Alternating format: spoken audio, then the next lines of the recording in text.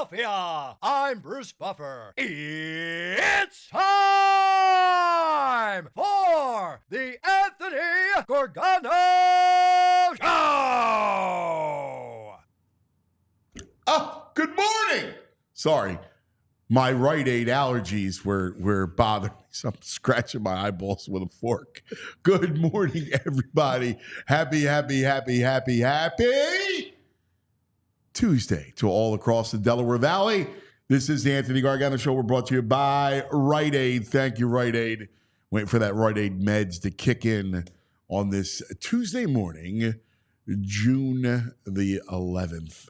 Let's hang out and let's begin with a letter. All right. I got a DM from George, one of our Philadelphia sports fans. And I want to share this letter with you because I want you to understand what you're deserving, like what you deserve as a fan. And then we're going to tap into all four teams. And we're going to use this letter as the bridge to get us there. George says, I wanted to share a story of the beauty that I witnessed at London at the Phillies game. This team's been amazing. Bryce Harper, there's no words.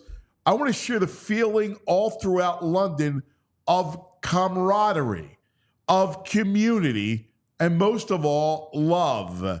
We didn't leave the hotel or walk down the street or into a pub without seeing Phillies gear. Stumbled upon a pub in the morning and saw a man sitting alone in a Phillies sweatshirt. We struck up a conversation and learned the man was living in Prague and flew in for the game, a native Philadelphian. The gentleman bought us our pints and left by saying, this table and this feeling is why Philly is in my soul. It brought me to tears. Walking into the stadium, I sat next to two Brits who have never been to a baseball game. They left it at the end of the game and said, you have baptized two Phillies fans today, mate. I can see you understand the depth of what sports means. My words can't express the pride, the love, the joy that I'm feeling. The stadium that our team plays in, it's become a church, regardless the continent. It transcends a bat and a ball. It transcends the pitching. And in some way, it even transcends the result of the game. Now, what George writes is eloquent and beautiful. And he gets it. And I've been on this mission for a few years now about how sports builds churches. And here we go. Here's a guy who's from Prague, who's from Philadelphia, living in Prague, flies to the game just to enjoy that feeling of being a Philadelphia sports fan.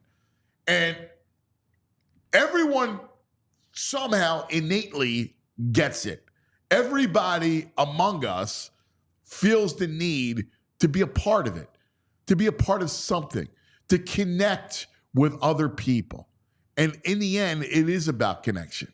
Now, the flip side is the teams. And it's about the teams doing their part in not just building a winner, but also fostering the togetherness. And so the Phillies, you get an A+. When it comes to fostering that togetherness, coupled with putting your own sweat and tears and money into building a roster, into building something, right? They get it. They understand how to put on a show. They understand how to create that environment. And it's amazing because for so long, remember, this was the team of losers. This was the team, the franchise that lost 10,000 games the first time. And yet, a guy like John Middleton steps up and he understands it. And he gets this whole thing. And it's not just a way to, hike up revenue. It's genuine the way the Phillies do it. And we've seen it on the field. And there's a connection between the players, the clubhouse, the entire organization, and the fan base. And we got to witness that firsthand in London and every night at Citizens Bank Park, whether they're going to Fenway like they are the next couple days and then on the Camden Yards and then back to CBP. That's what it is. That's what it's about. So then it's about, all right, what's next, right? What's next with the Eagles? The Eagles have been very good. They've been the model franchise in the NFL, right, for this entire century. Those people that are, 30 years old, you have no idea that this franchise was once a laughingstock, just like the Phillies, right? They have figured out a way to be relevant in every which way. And the only thing, if I'm, and it's football by nature in the NFL, but I would like a little more touchy-feely with the players. Like, it's a shame. And I understand modern day NFL, it's not really the Eagles' fault. But the training camp piece is the only thing I think that's missing.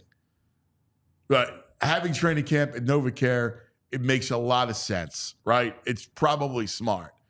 The only thing is, when you went up to Lehigh Valley, there was that feeling of camaraderie that George was talking about. That's the only thing I can think of. And the open practices kind of don't really fill that need. But other than that, like, you can't find fault.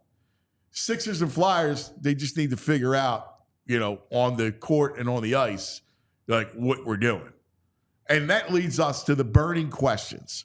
So I'm watching last night Flyers. There's a Freudian slip, right? I'm watching last night the Stanley Cup Final, Game 2, Edmonton and Florida. And I'm looking at the fans in the stands. And it's funny. My boy VG, we'll talk to in a minute, came in and he was bothered, right? He was in a tizzy. And he's like, they don't deserve what they got. A great hockey team. People in Florida, the Panthers, it's a non-existing franchise that somehow houses a great team. And, sometimes there is no justice in the world, because he's right. And the same vein that the Jersey Devils for all those years were so good, and they had a mall parking lot full of fans. That's it. And sometimes there's just no, fairness when it comes to it. Because I'm watching the game last night, and I'm rooting for the Oilers because I hate Florida. I hate everything, the fact that they even have a franchise, and they're so good. Between the Panthers and the Lightning over this, last 20 years, it's completely maddening. And I'm watching it, and I'm realizing, like I always do, every time I sit and watch a playoff hockey game, and really, last night was perfect because there was no Phillies, and I was in from the start of the game, through Charles Barkley, between periods, right, through the whole broadcast. It was just a great watch. It's playoff hockey, and it makes you, and every time you do this, you think of what we're missing, right? What we're missing. Now, I will say, I believe in this current formation of the Flyers. I believe in Jonesy as the president. I believe in Danny Briere as the GM. I believe that the CEO, Dan Helferty, really wants to build something. I believe in kind of their direction. I did not for the longest time, right? But I think these people in place have enough care about the franchise, enough respect about the franchise. And I think I think Jonesy and Briere bring new blood and intelligent blood. I could tell you that, I was going back and forth with Keith Jones last night. We were watching a game and kind of talking, and he brings something out that it's not novel, but we were talking about the difference between Florida and Edmonton. And Edmonton's up 1-0 in the game, but you could see it. You saw it in game 1. It's the weak blue line that Florida has. And it's funny, the draft's coming up at the end of the month, and, it's a hockey draft, right? So outside of Celestini, like who's the number 1 pick, a lot of these names, you just read scouting reports, and they're not household, and it's not one for the masses.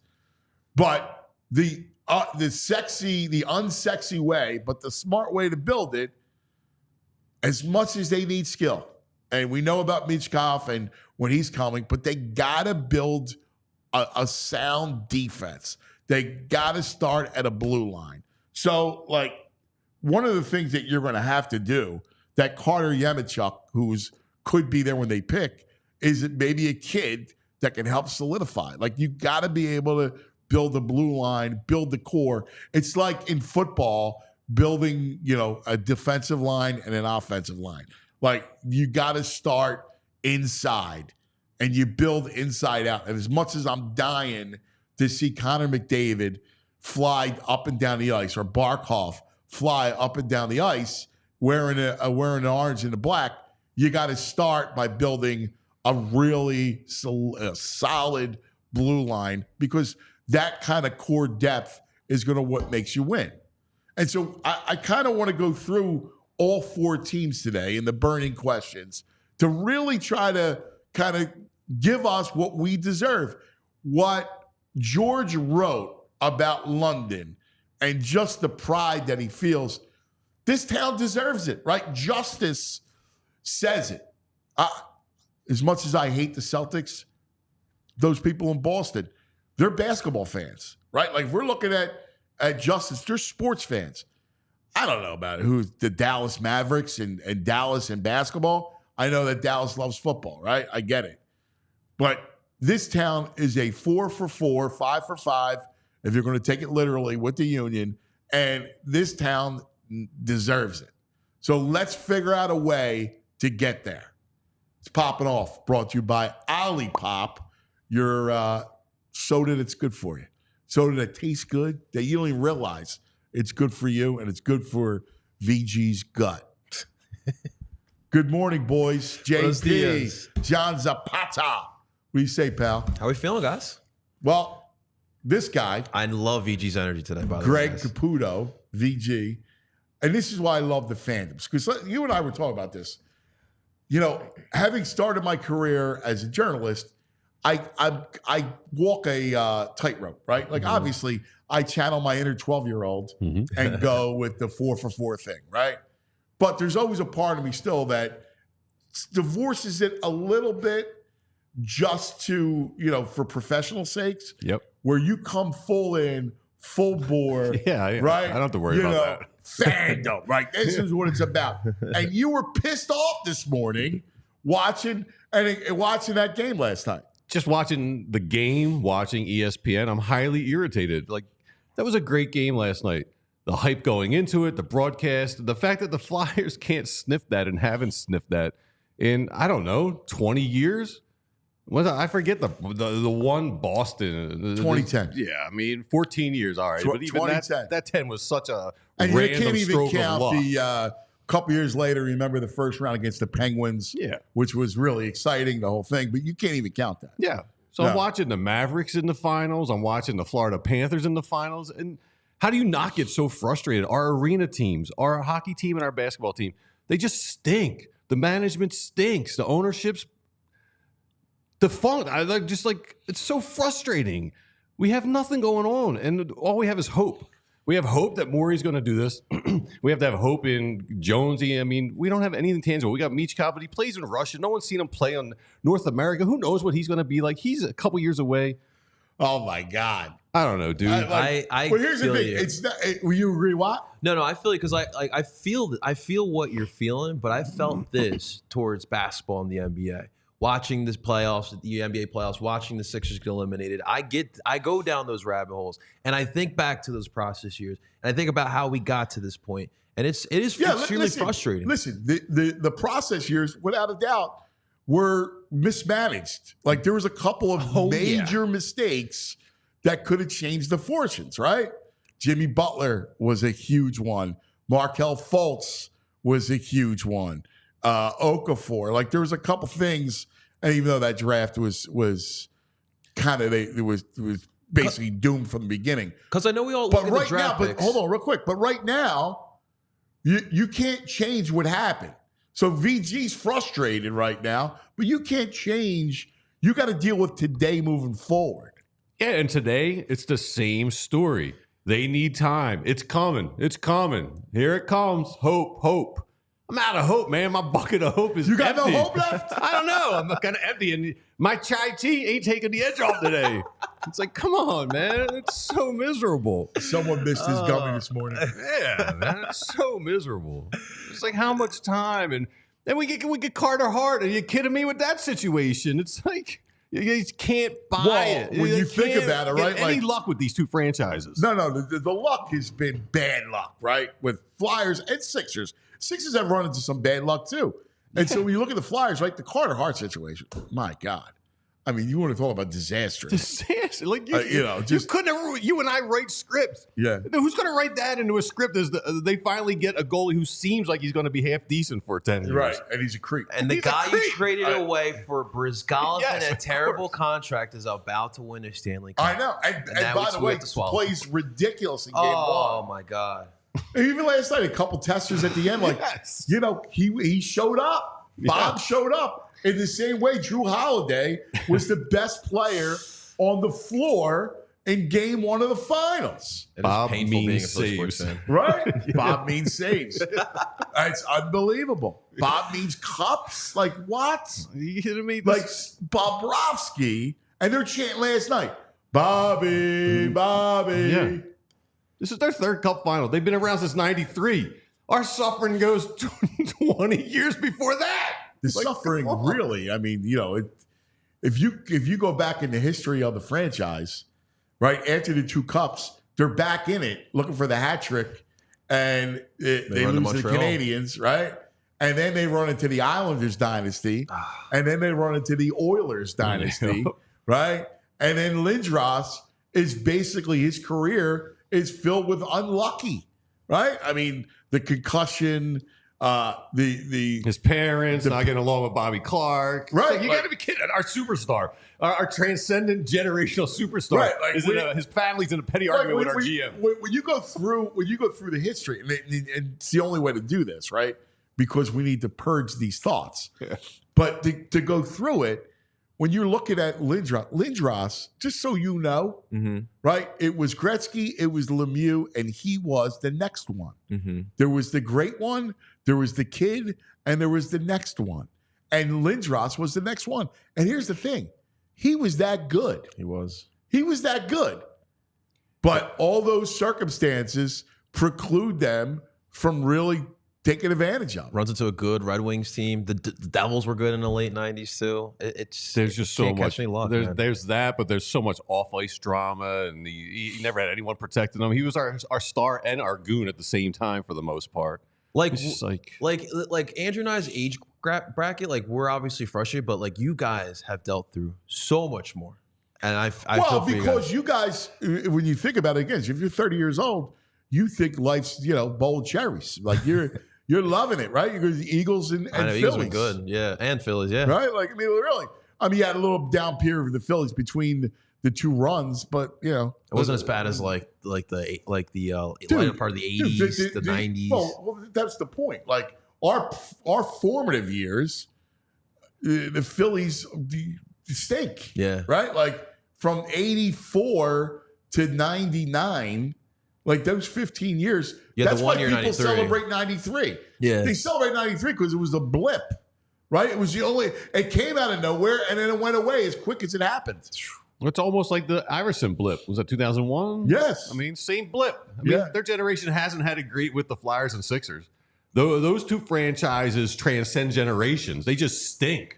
I was 8 years old when Iverson was in 2001. Yeah. 8 years old. Yeah. Yeah. Barely That's the remember only that. like real glimmer of greatness you have. But your arena, like I feel for you guys in this. You do not know what true NHL, NBA like success. Like as much as the Flyers didn't win since '75, they were in the finals. They were Like, consistent. he and I were watching them lose to the Gretzky and J.J. Game Daigneault. 7. right? Yeah, The Edmonton series. yeah. Well, Great Game 6 was Daigneault scored. Game 7, they played them. Was it 1-0? They lost that game or 2-1. It was a Sunday afternoon. I'll never forget. It was a Sunday afternoon against Edmonton. Game 7 of the NHL Finals. Like, but they were in it every year. Like they were around every year. They were around. Like they were like the Flyers in the playoffs. They always made the playoffs. Like there was no not play like dark Junes, dark Mays. Like, they were always in the playoffs.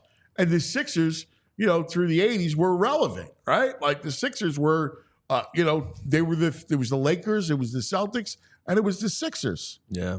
How are the Sixers are still the third most winningest franchise in all of basketball? When That's did wild. that happen?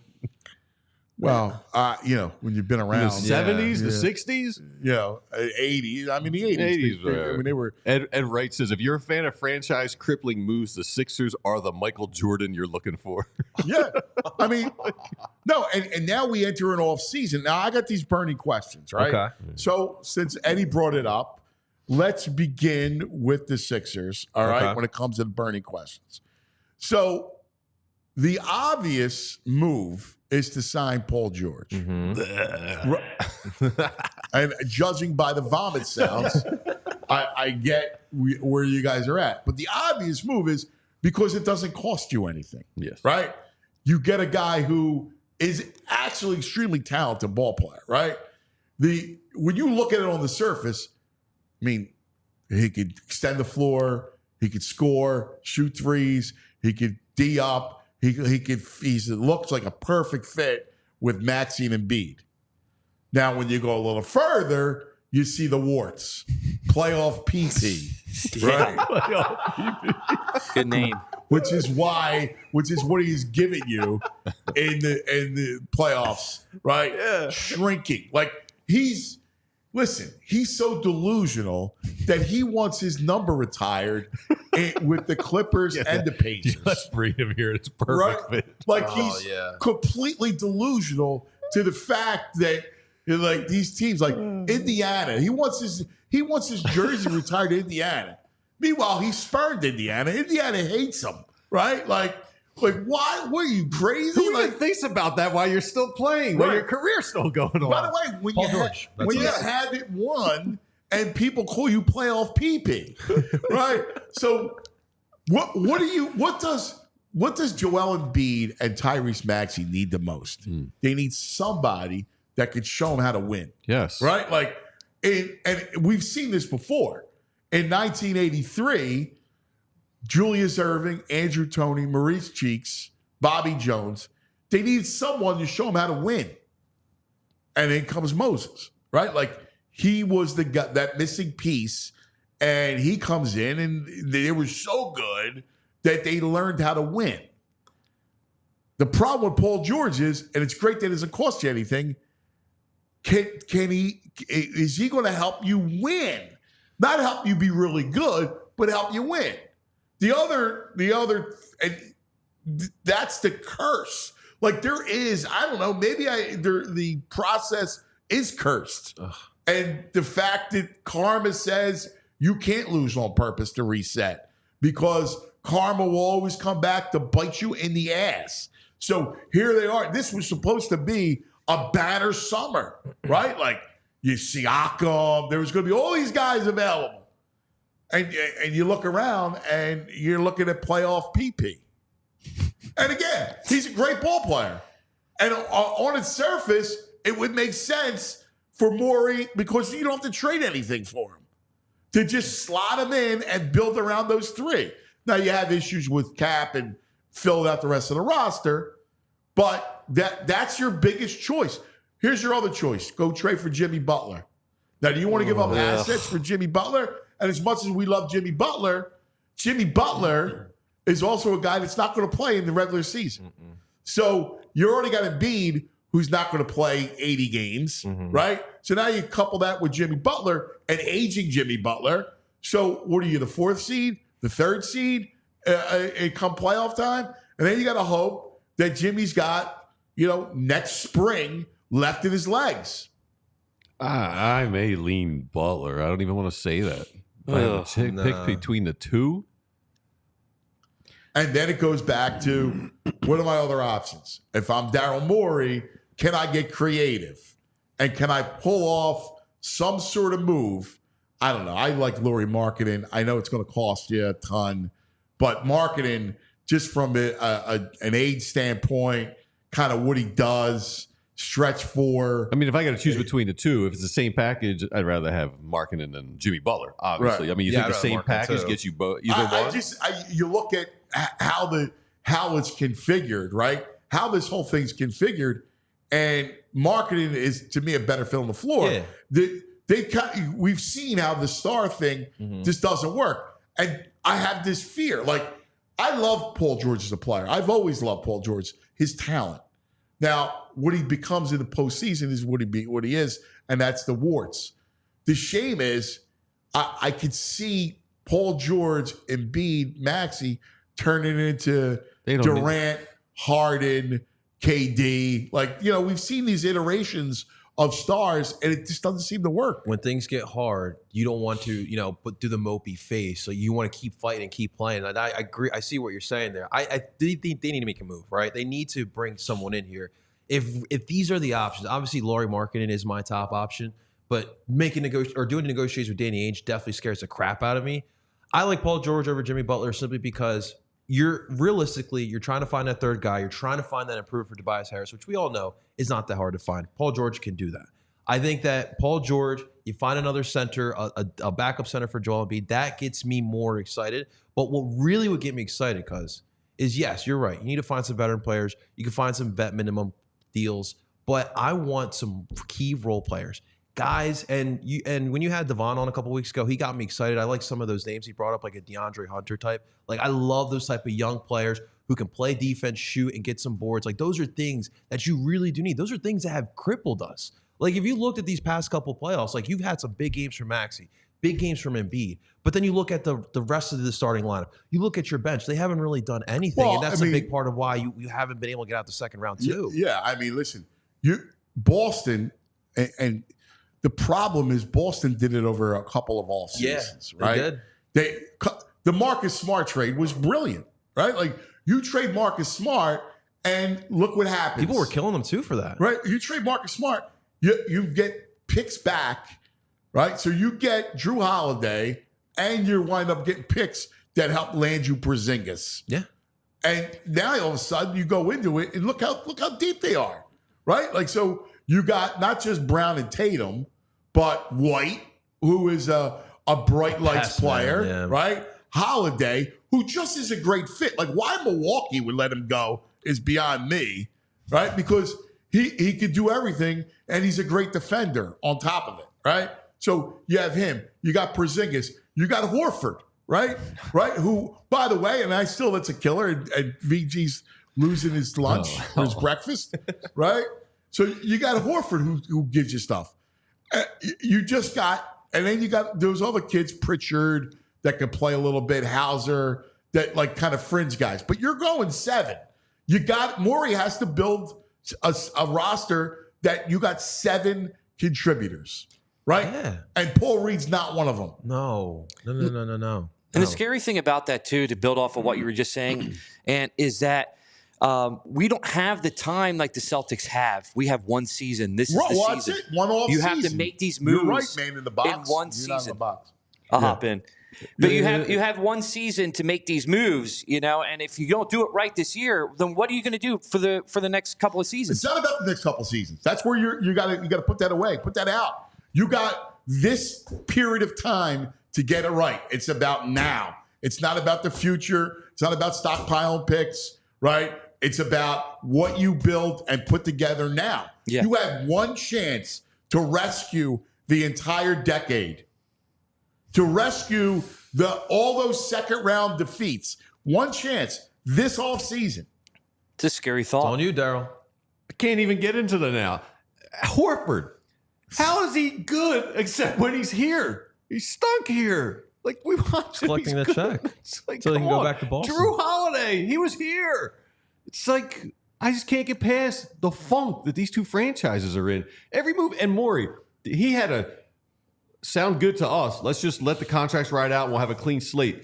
Well, he misread the market. No, he should have known these guys we wanted were going to get traded. Now these teams got bird rights with them, right? They can offer more than Morey can. Yeah, and OG, no? Yeah. So OG and Siakam now are gone. That I really want. Like, Siakam, to me, would have been a really good What are the fit. odds he hits the free agent market now? No. I mean, Indiana's going to offer him substantially more. Yeah. So I doubt, and by the way, they're good. So I doubt that he's going to leave.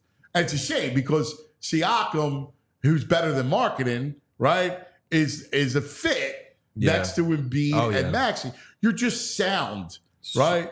Like the Paul George thing, again, I love his ability, but I just don't trust him. All right, we got a couple. Let's put a pin in the Sixers because we're already up against it, and we've already got to one burning question. All right, so we got to hit the Flyers, but first let's talk about primos. So I think VG needs a primo. I need a primo. Like just to make things better. Food, right? What are we in Philadelphia? We know two things. We know sports and we know food. Food makes us happy. Sports makes us happy, but also drives us nuts. Food always makes us happy. And this is where great Philadelphia food starts with the bread. Like Primo Hoagie's, 1992 was the first Primo on Rittner Street. And I'll never forget when it happened, right? Like I'm in college and my cousin and I and Boo and we would go and watch, and we would go, let's go to Primo's to watch a game, right? Like, get Primo's was always a big deal. They had these gigantic sandwiches. All these years later, there's over 100 locations across the Delaware Valley and beyond, and that sandwich is exactly the same because they use only the finest Thuman meats and cheeses piled high on that ridiculous bread baked in-store every couple hours. So, listen, you need a smile, all right? You got to go to Primo's. Go to PrimoHoagies.com. Check out the location nearest you. You'll say what I always say. It's not just a hoagie. It's a Primo. Awesome stuff. Well, now I'm hungry, guys. All right, let's talk about something else that we love here in Philadelphia, and that's being competitive. And why do I bring that up? Because, listen, in this home buying market that we're currently in, you want a mortgage company that's going to be competitive here for you. And that's why we're talking about our friends over at Mortgage CS. It may be news to you, but the mortgage company that you choose matters more than ever. All right. Even if you're already in the market, you can still explore your options with Mortgage CS. This is home financing, not a marriage, ladies and gentlemen. You may be shocked at how much money you can save. Mortgage CS is an independent mortgage broker that's located right here in Philadelphia. They're in the Philadelphia area, and that means that they won't steer you to one mortgage option or what's best for them. They work for you, not the banks. And of course, as always, guys, as we always talk about, we love to root local, and that Mortgage CS is based locally here in the Philadelphia area. And guys, the CEO, Ben Sucker, you see his phone number at the bottom left of your screen. You can text him right now, 267-391-7425. You can text Ben about anything that's pressing in Philly sports. Hey, ask him your 4 burning questions in Philly sports, or you can get your home buying started today. Get some advice. Ben is awesome for all that. Super open with any questions that you maybe have. There's a reason why people win with Mortgage CS. So text Ben now, or you can go to www.mortgagecs.com/PHLY to check them out, or you can view their over 370 perfect 5-star reviews. So don't just take it from me. Take it from the over 370 people that agree that Mortgage CS is the company for you when you're considering your home buying process. This advertisement is not a commitment to lend or extend credit. Mortgage CS is an equal housing opportunity mortgage broker. All loans are subject to a credit approval. Certain restrictions may apply. Company NMLS ID 1464766. Visit mortgagecs.com for more information. We're talking about how much we care, right? And the travails that we have gone through. And we're talking to you guys about what life was like from, the 80s and 90s. My man Silent Moon says, remember when the Sixers were so bad, you could buy a bucket of KFC and get a free ticket.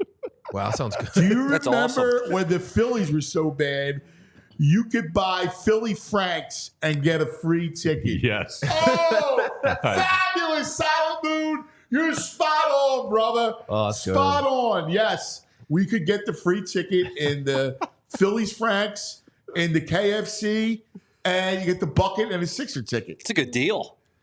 It was a good deal. The process days, I was sitting so close to the sideline. It was awesome. Well, this was pre-processed. my bro. This was Spectrum. They were days. trying back then.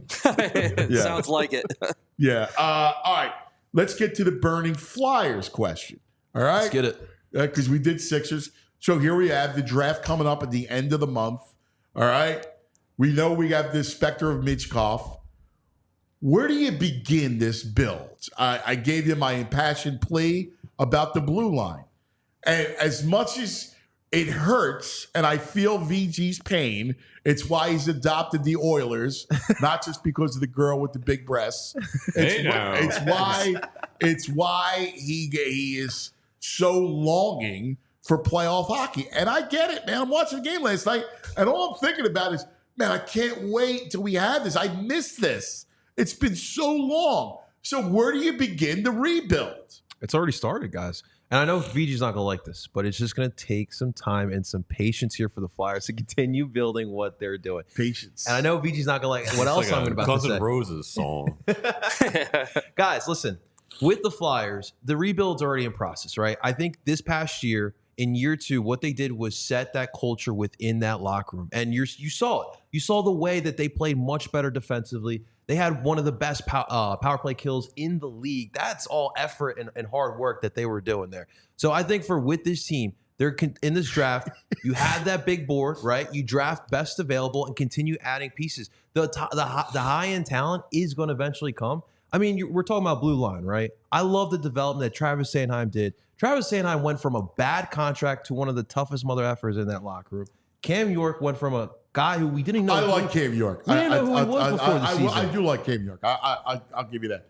But wait, I see the face, and I need him to retort. JP is such a nice guy. But the two things I don't want to hear about the future of the Flyers or any team is culture and effort. I want talent. I don't care about anything else. I just want talent. But culture can help develop talent, too. Culture's overrated. No, you can but here's the thing about the culture's culture. overrated. See, this is why VG has this. Let me explain to you.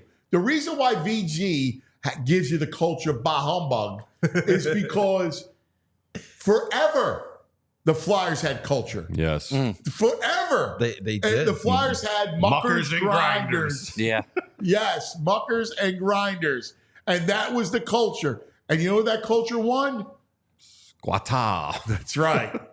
Nata. This is a new culture, VJ. The torch culture, which will be gone in a year and a half or 2 years. We got to get a new culture in. Yeah, but you got to teach these guys what it takes to win. Obviously, listen, last year... Torch doesn't have 2 handfuls of rings here. I mean, he had one team he got there. Listen, you're not wrong when it comes to patience, right? The problem is that this new iteration, and I got done saying in the beginning that I believe in the triumvirate of Jonesy and Briere and Dan Helferty. I think they care, and I think they have the hockey smarts to build it. But we've been through so many iterations of the Flyers rebuild that you get that face. Yeah. VG's face. I completely get that. So frustrating right now. Yeah, and especially when the finals are on. And you're watching, and we're in another. It's a Monday night. There's no Phillies, right? It's a perfect time to sit back on a Monday night, and go. You know what? I love playoff hockey. I just want to watch the game, and I just watch the game by myself. Kids, no interest, right? Because I can't get the kids interested, right? And I'm watching the game, and I'm thoroughly enjoying it. I do. But I got to ask you. So what Danny Briere has done since being a GM, he hasn't really instilled any type of excitement because I think he's done a great job. The only thing that I think he's done that I'm happy with is he didn't go crazy at the trade deadline trying to make a playoff push with some aging veteran, which is traditionally what this franchise would normally do. Other than that, yeah. I mean, what's I he thought the done? Provorov trade was great. The fact that Gauthier didn't want to come play here, you were able to get a good prospect, and we'll see what Jamie Drysdale could do. You still were able to get a top prospect for a Gauthier. He's a prospect who hasn't lived up to expectations, and I would have rather them smooth out the Gauthier relationship. Yeah, well, the problem with Gauthier is that he never had it's a high pick that you just gave away. Yes. But he didn't want to come here, though. I know that he had to, so I know why Danny had to do it, but that doesn't change the circumstance. Right? Gauthier might as well be Markelle Fultz. I mean, and we're in another... in the sense that it's a wasted high pick. Yeah. And this year it's basically a dead year. We got to wait for Kevin Hayes' contract to get off the books and Cam Atkinson's to get off the books. We got to ride this year out before they can actually do anything. Well, right, because you have another year. Well, let's face it. When you're looking at timetables and time frames, you got to get through this year, and then next year is the push to the playoffs, right? Presumably, you'll have Mitchkov You'll have another free agent signing. Yeah. You still got to go get a goal. Find a goalie somewhere. I mean, this franchise just stumbles upon them. Well, I'm not ready to give up on Aarson because Aarson showed me some He's stuff not mentally. a playoff goalie. Well, come on. You probably said the same about Bob too? No. Look at Bob now. No, Bob had moments here where he had moments of dying. And he had some bad moments too. Yeah, Aarson had good and bad here too. Dude, you're looking through orange and black goggles. Someone should just go get some. He's not a Stanley Cup goalie. I'm saying I want to see more from him because he showed you He's mental. not if you stuck Jonesy with True Serum, he would tell you that. He's out of there. I'm trying to figure out the name. There was a guy a backup who everyone thought was good for a second too. Damn. Bob Froze? No. Mark LaForest? No. Robert Esch. Oh, Bob Esch. Speaking of Bobs, Bob Esch was another one. Stop. This is where the youth comes into play. You don't have starry eyes with Aarson. No, we're tempted, but we definitely he showed you something for us not to give up on him so easily. He's a stopgap, is what he is. Yes. Stopgap. And as much as stopgap. I've watched Edmonton all year. As much as it pains me to say it, like defense wins. That's been the flaw the whole time. I've been riding this quasi Edmonton blue train. Line. They have a weak blue line. Their That's defense and their goalie so goalie has and a stunk weak all blue year. line. Yeah. Right? I mean, that's what they got. So regardless of the goalie, which you still have to get, you still have to build the blue line. Yeah. That's their big. Oilers are 0-7 on the power play in the first two games against Florida, which is insane with that because team. and look at they haven't had great chance. They haven't had great chances. No. I mean, it's amazing because that blue line just stands them up. They're so good. They have not allowed, other than McDavid, who's just ridiculous, right? Mm-hmm. Where's Draisaitl been? They've completely shut down Draisaitl. He had a couple good shots. They Bob have was one right line. there. He's taking illegal shots at Aaron Ekblad. One line is Edmonton. The whole season, the first two games. Yeah. It tells you about that. Listen, the way Florida built it, that's how I want to build it. They are such a complete team. Boo. I hear you. Go Panthers. Yeah. Oh, Yeah, he's been waiting for this party down in Miami. God. Parading down South Beach, baby. Oh, God. All right. Well, that's our big story. We still got the two other teams, the Eagles and Phillies, to do. In the 4 burning questions, our big story of the day, TrueMark Financial. Check out the TrueMark.com/PHLY and the credit union difference. All right. Time now to talk brain. Brain. Red, the brain finder. As we go to St. Bart's, where the spoils of winning, of course, the brain brought to us by Bet Park Sportsbook and Casino app. By the way, just a FYI for those people, as we talk about the brain is 25-9 on the show the past month. I don't know who does that, but not many people. Brad'sBestBets.com at Brad's Bob Best Froze Bets. does it. Remember Bob Froze? Of course, I remember number 35, right? Was he 35? Yes. I remember Bob Froze. I was laughing when you said Bob Froze. I was like, I love it when you bring up these names. I remember the John Candelaria thing you did last night. Because we're the same era, the same exact names you think of, I think of. So I always puts me in a good mood. Yeah, well, you know why? Because we look at sports, and sports is our complete happy place in life, right? 100%. So we throw these names it brings us back to our childhood. It brings back to our childhood, 100%. And Mark LaForest was another good one, by the way. Yeah. Another good name. Do you remember all the back? In Philadelphia, we love the backup goalie, the backup catcher, backup quarterback, the backup quarterback. It's uncanny.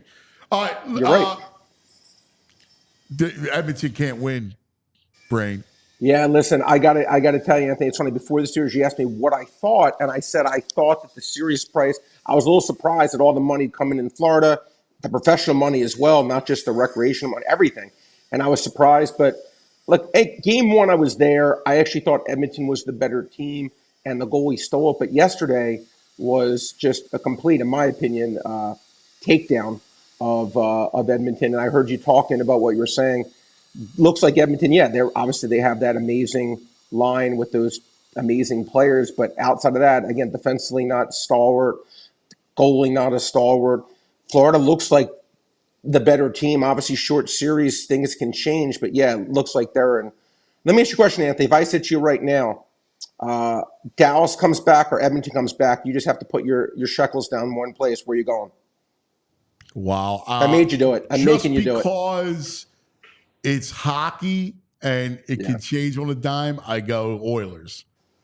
Yeah, I would probably agree with down that. 2-0. Now, the other thing is Porzingis, though. I will say this. If Porzingis is truly hampered, then Dallas has Changes a chance. everything.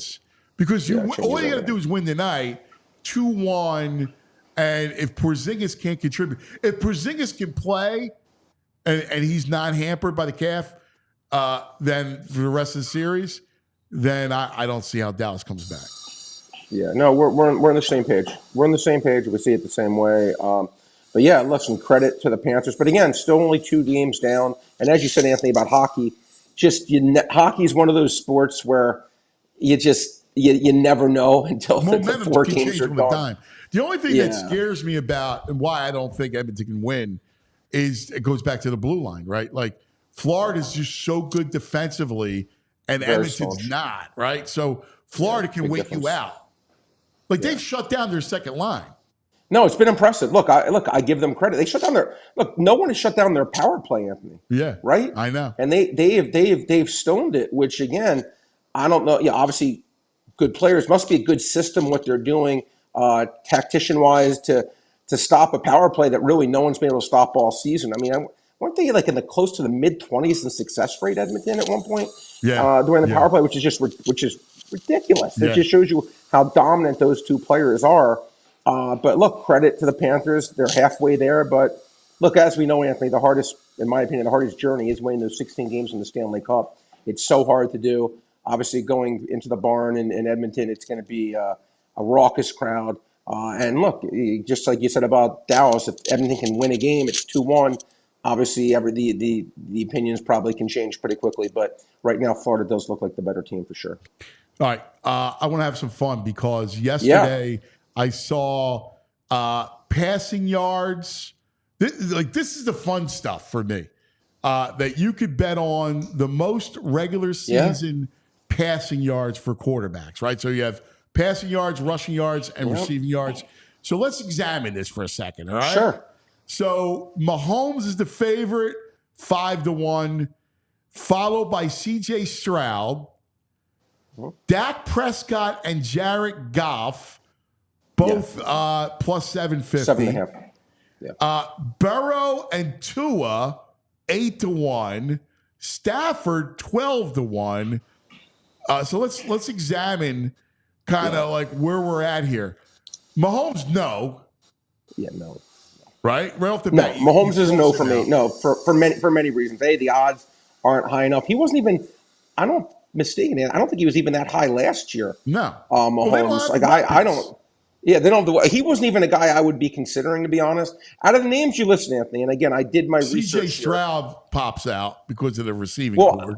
C.J. Stroud obviously has a chance. The 2 names I wrote down were C.J. Again, the odds weren't high, but the odds I wrote were C.J. Stroud because of. Look, Mixon is a running back. I think he's shot. I didn't like that signing for them. We'll see. And they have the 3 dominant receivers, and he's amazing. Okay, he's a stud. And the other name I wrote down, believe it or not, Anthony, last 11 games of the year last year, Dak Prescott averaged 290 yards, most in the NFL. You look at that team, not that he was even good last year, he wasn't, but they lost Tony Pollard. Right. They have no running game. Yes. I mean, those were the only 2 I looked at were Stroud and Dak. And by the way, the run game is bad. Like Dallas's run game non-existent. Is not improved. Right. So non-existent. He's going to have to shoulder the load again.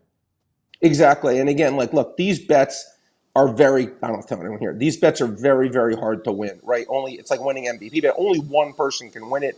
It's not a bet where you can say, all right, there's not a lot of outs. You have to be perfect in winning this bet. The guy has to play basically probably 17 games. Let's suppose you take Dak. They have the division clinched, and they raced in the last game. Like, oh, I had it nailed, but I got bad luck because of that. So very tough bets to win, and I usually look for really long shots because they're such hard bets to win. But when I studied Anthony, the only two I could talk about were Dak and Stroud were the only ones that I thought with the odds I could justify. No, it's interesting. Stafford, but you can never play Stafford because I couldn't. He can't stay healthy, right? I can't trust the health. And Tua last year won it, which was shocking, because he stayed healthy. I can't back Tua either just because of the health factor. To me, again, it's Stroud, Dak, or pass for me. I got one name for you. That kind of I can see it. And it's Trevor Lawrence at 25-1. And now it's partly because of the odds. And I'll give you this. Like if he can rescue him, he still has some weapons and he still has the ability to throw. I mean, that's at 25-1, he would be the one long shot that I hear you. I hear you. I mean, they do have some long shots. And again, ETN is a solid running back, but not like necessarily a bell cow. He's going to get 22 carries a game or something like that. I mean, look, I don't hate it. I certainly don't hate it, Anthony. And again, these bets, as we said, are very hard to win. Shot. Yeah, I get it. And he certainly has the talent level to have a career year, and he hasn't had his career year yet, at least in my opinion. All right. Let's look at most regular season receiving yards. Tyreek is the favorite, 6-1. Yeah. Jamar Chase plus 850. CD 9-1. AJ Brown 10-1. St. Brown 12-1. JJ is 12-1. Puka is 14-1. All right, and then you got Garrett Wilson is interesting. Chris Olave. Where do you look at receiver wise? Well, it's funny. Out of the three things we're going to talk about, the running back, quarterback, and receiver, running back's the thing I have the most positive opinions on some guys. Receivers is hard because, listen, it really probably is going to be, Anthony, one of those names you listed, like those elite top guys, right? Like A.J. Brown, Amon-Ra St. Brown, Justin Jefferson, Chase, Lamb. The guy that I thought had the best odds, that I thought was worth doing the most, and you may call me crazy here because of the quarterback situation, but I would look at 12-1 Justin Jefferson only because, again, I think he's that good. I think he has the chance to be as good as these other guys, even with, again, whether it's McCarthy or Darnold, with those odds and how good of a player I think he is. He got his contract now. That would be the guy I would look at the odds, and probably second highest. That was the one that stood out to me too. Same thing. I mean, you're getting Justin Jefferson, who's number guy, top guy, right? And 12-1. Yeah. Who's the other one? And look, you look at it. Well, it was the second guy I had to pick. Again, it would be Lamb, just for the same reasons we just talked about. I think he led the league last year, or was it Hill? I don't know whether that was Lamb or Hill. One of those two guys led it, but same kind of thing. Again, he's still the same situation. They don't have a second receiver. They don't have a running game. To me, those would be the only two that I could look at. Chase still has T. Higgins to contend with. Tyreek Hill, as great as he is, my favorite player in the NFL in terms of how good I think he is, still has Waddle there. And again, just Tua still always get hurt. So to me, it would be those two. I know they're chalk, but that's what I would be looking at. No, I know. Let me throw one morning. Let's see. Garrett Wilson. Now you're relying on Rodgers, which is petrified, but he's got the ability to actually lead the league in receiving. I love Garrett Wilson. Anthony, ability, 100%. And if he was on a different situation, but I could be. And we'll get to the running back soon. But when we talk about the Jets, and Jets are like my all-in team in the AFC this year. I really like the Jets. I think they're going to be good. I'm going to go down with the ship if it doesn't happen with them. But again, will they pass the ball enough would be my question. I don't know if they're going to pass the ball enough. Obviously, Rodgers is great, but I think they're going to run the ball a lot as well. And that would be the only reason for hesitation. But Anthony, good point by you. Devontae Adams led the league, I think, twice with Aaron Rodgers. So certainly, if I was looking for a guy in that 20-1 or later, he'd be the only guy I would look at. There wouldn't be anyone else. No, I smell where you're going with the rushing yards, and I had him circled too. Most regular season rushing yards. McCaffrey, the favorite, 3-1. Jonathan Taylor, 6-1. Barkley, plus 650. Breece Hall, ding, ding, 8-1. Bijan, 10-1. Derrick Henry, Kyron Williams, 12-1. Josh Jacobs, 16-1. And Jahmyr Gibbs, 20-1. Well, I got a couple. Well, first of all, do you want to start with some of my long shots, or do you want to start with Breece? Start with I had Breece. some long shots. Okay, no, Breece, listen, I looked at Anthony. He had 1,000 yards last year. As you know, he was on a quote-unquote pitch count to start the season. He didn't even – you look at his carries. If you go look at his game log, he got no touches, no carries. It wasn't until the second half of the year he started getting the ball. He only had 2 games all year, Anthony. Think about this. 2 games out of 17 where he had 17 or more carries. So why? Because, first of all, he was coming off the ACL, and also – they were trailing in so many games because of their quarterback, a putrid quarterback play. Now a situation where it's not just Anthony. There's games that they're going to be winning now where they can run out the clock with him, so he can get those garbage carries, so to speak, where they're up by 10 points and they're just running out the clock. I think Breece Hall at 8-1 has some legs. I do. I think he's an incredibly explosive player. And from the other favorites, again, McCaffrey 3-1, zero interest. I know he did it last year, but no NFL player am I taking it 3-1. I don't care who you are, how good you are, lead league in rushing. Taylor at 6-1, I would take over McCaffrey at 3-1 just because playing with a running quarterback, they probably will run the ball a lot. He did lead the league in rushing. I think it was just 3 years ago or 2 years ago. He led the league by a wide margin. He makes a lot of sense, Jonathan Taylor. Yeah, I mean, those are the two chalk guys I like are Taylor at 6 and Breece at 8. And then I have a couple long shots. I'm curious if you mentioned any of the long shots. Look at the guys these were all 30-1 plus. There was a couple guys I listed. I'm curious if you, and I'll tell you why I like them, why I think they have a shot. But I want to see if you come up with the same guys. Because we're up against it. We got we're up against it. Okay. James Cook, Anthony. Last year, McCaffrey had 1,400 rushing yards. Then it was Henry, 1,167. Kieran Williams, 1,144. James Cook, 1,122, was 4th in the league. 40-1. Buffalo doesn't have the receivers. I agree. They don't really have another running back. 40-1. I'm not predicting it. 40-1, maybe with the way they changed. They started running the ball. I agree. I like it. Zamir White, 33-1. He outplayed Josh Jacobs last year in his 4 starts. 84 carries, about 400 yards, average 100 yards a game in his 4 carries. Jacobs led the league in rushing. Just the year before this, again, 33-1. They have no other running backs there. Again, I'm not predicting it, but 33-1, maybe I thought that was worth a pizza bet, Anthony. Yeah, I like both of them a lot. I like both of them a lot. I think you're spot on as always. Brain, great stuff, buddy. Whoa, Zach Wheeler over 6.5 strikeouts. Oh, yeah. Tonight. We didn't get your picks. Who you got? Wheeler over 6.5 strikeouts? Zach Wheeler, 6.5 strikeouts. Redsox, 30 easiest team in Major League Baseball to strike out. I just love the matchup for Zach Wheeler. And Brian Wu, 33 innings this year, Anthony, only 24 strikeouts. They made his over-under, actually opened 7.5, but still 6.5 right now. It's 13-2 to the under his last 15. Yeah, the White Sox stink, but this guy doesn't really have strikeout stuff. At least this year, he certainly hasn't. I like Brian Wu under Seattle Mariners 6.5. Yeah, I love the Wheeler play. I love the Wheeler. Yeah, so do I. That's my favorite one. Yeah, he'll get double digits. I like it. He will. He's double digits tonight. I love it. Good stuff, Brain. Thanks, buddy. I'll see you tomorrow, my friend. Be good. Good luck, everyone. Brain, Brad Feinberg, checking in. All right, I want to tell you about the Bet Park Sportsbook Casino app. Everything Brad just talks about, right? That you love, right? Like these pizza bets that for who's going to lead the league in rushing or receiving or passing yards all day long, right? The NBA Finals tonight, the whole thing. I got to get his pick for that. I'll relay. You can have some fun with that. Build same game parlays to bring up bigger odds. All that stuff is available on the Bet Park Sportsbook Casino app right in your pocket. And then you're watching the game and you're looking for a little blackjack. Maybe you want to play some live dealer blackjack. You can do that. Live baccarat. You can play roulette, craps, all your phone, all your favorite casino games right there in your phone. You got slots, all the best, newest slot games right there on your phone on the Bet Park Sportsbook and Casino app.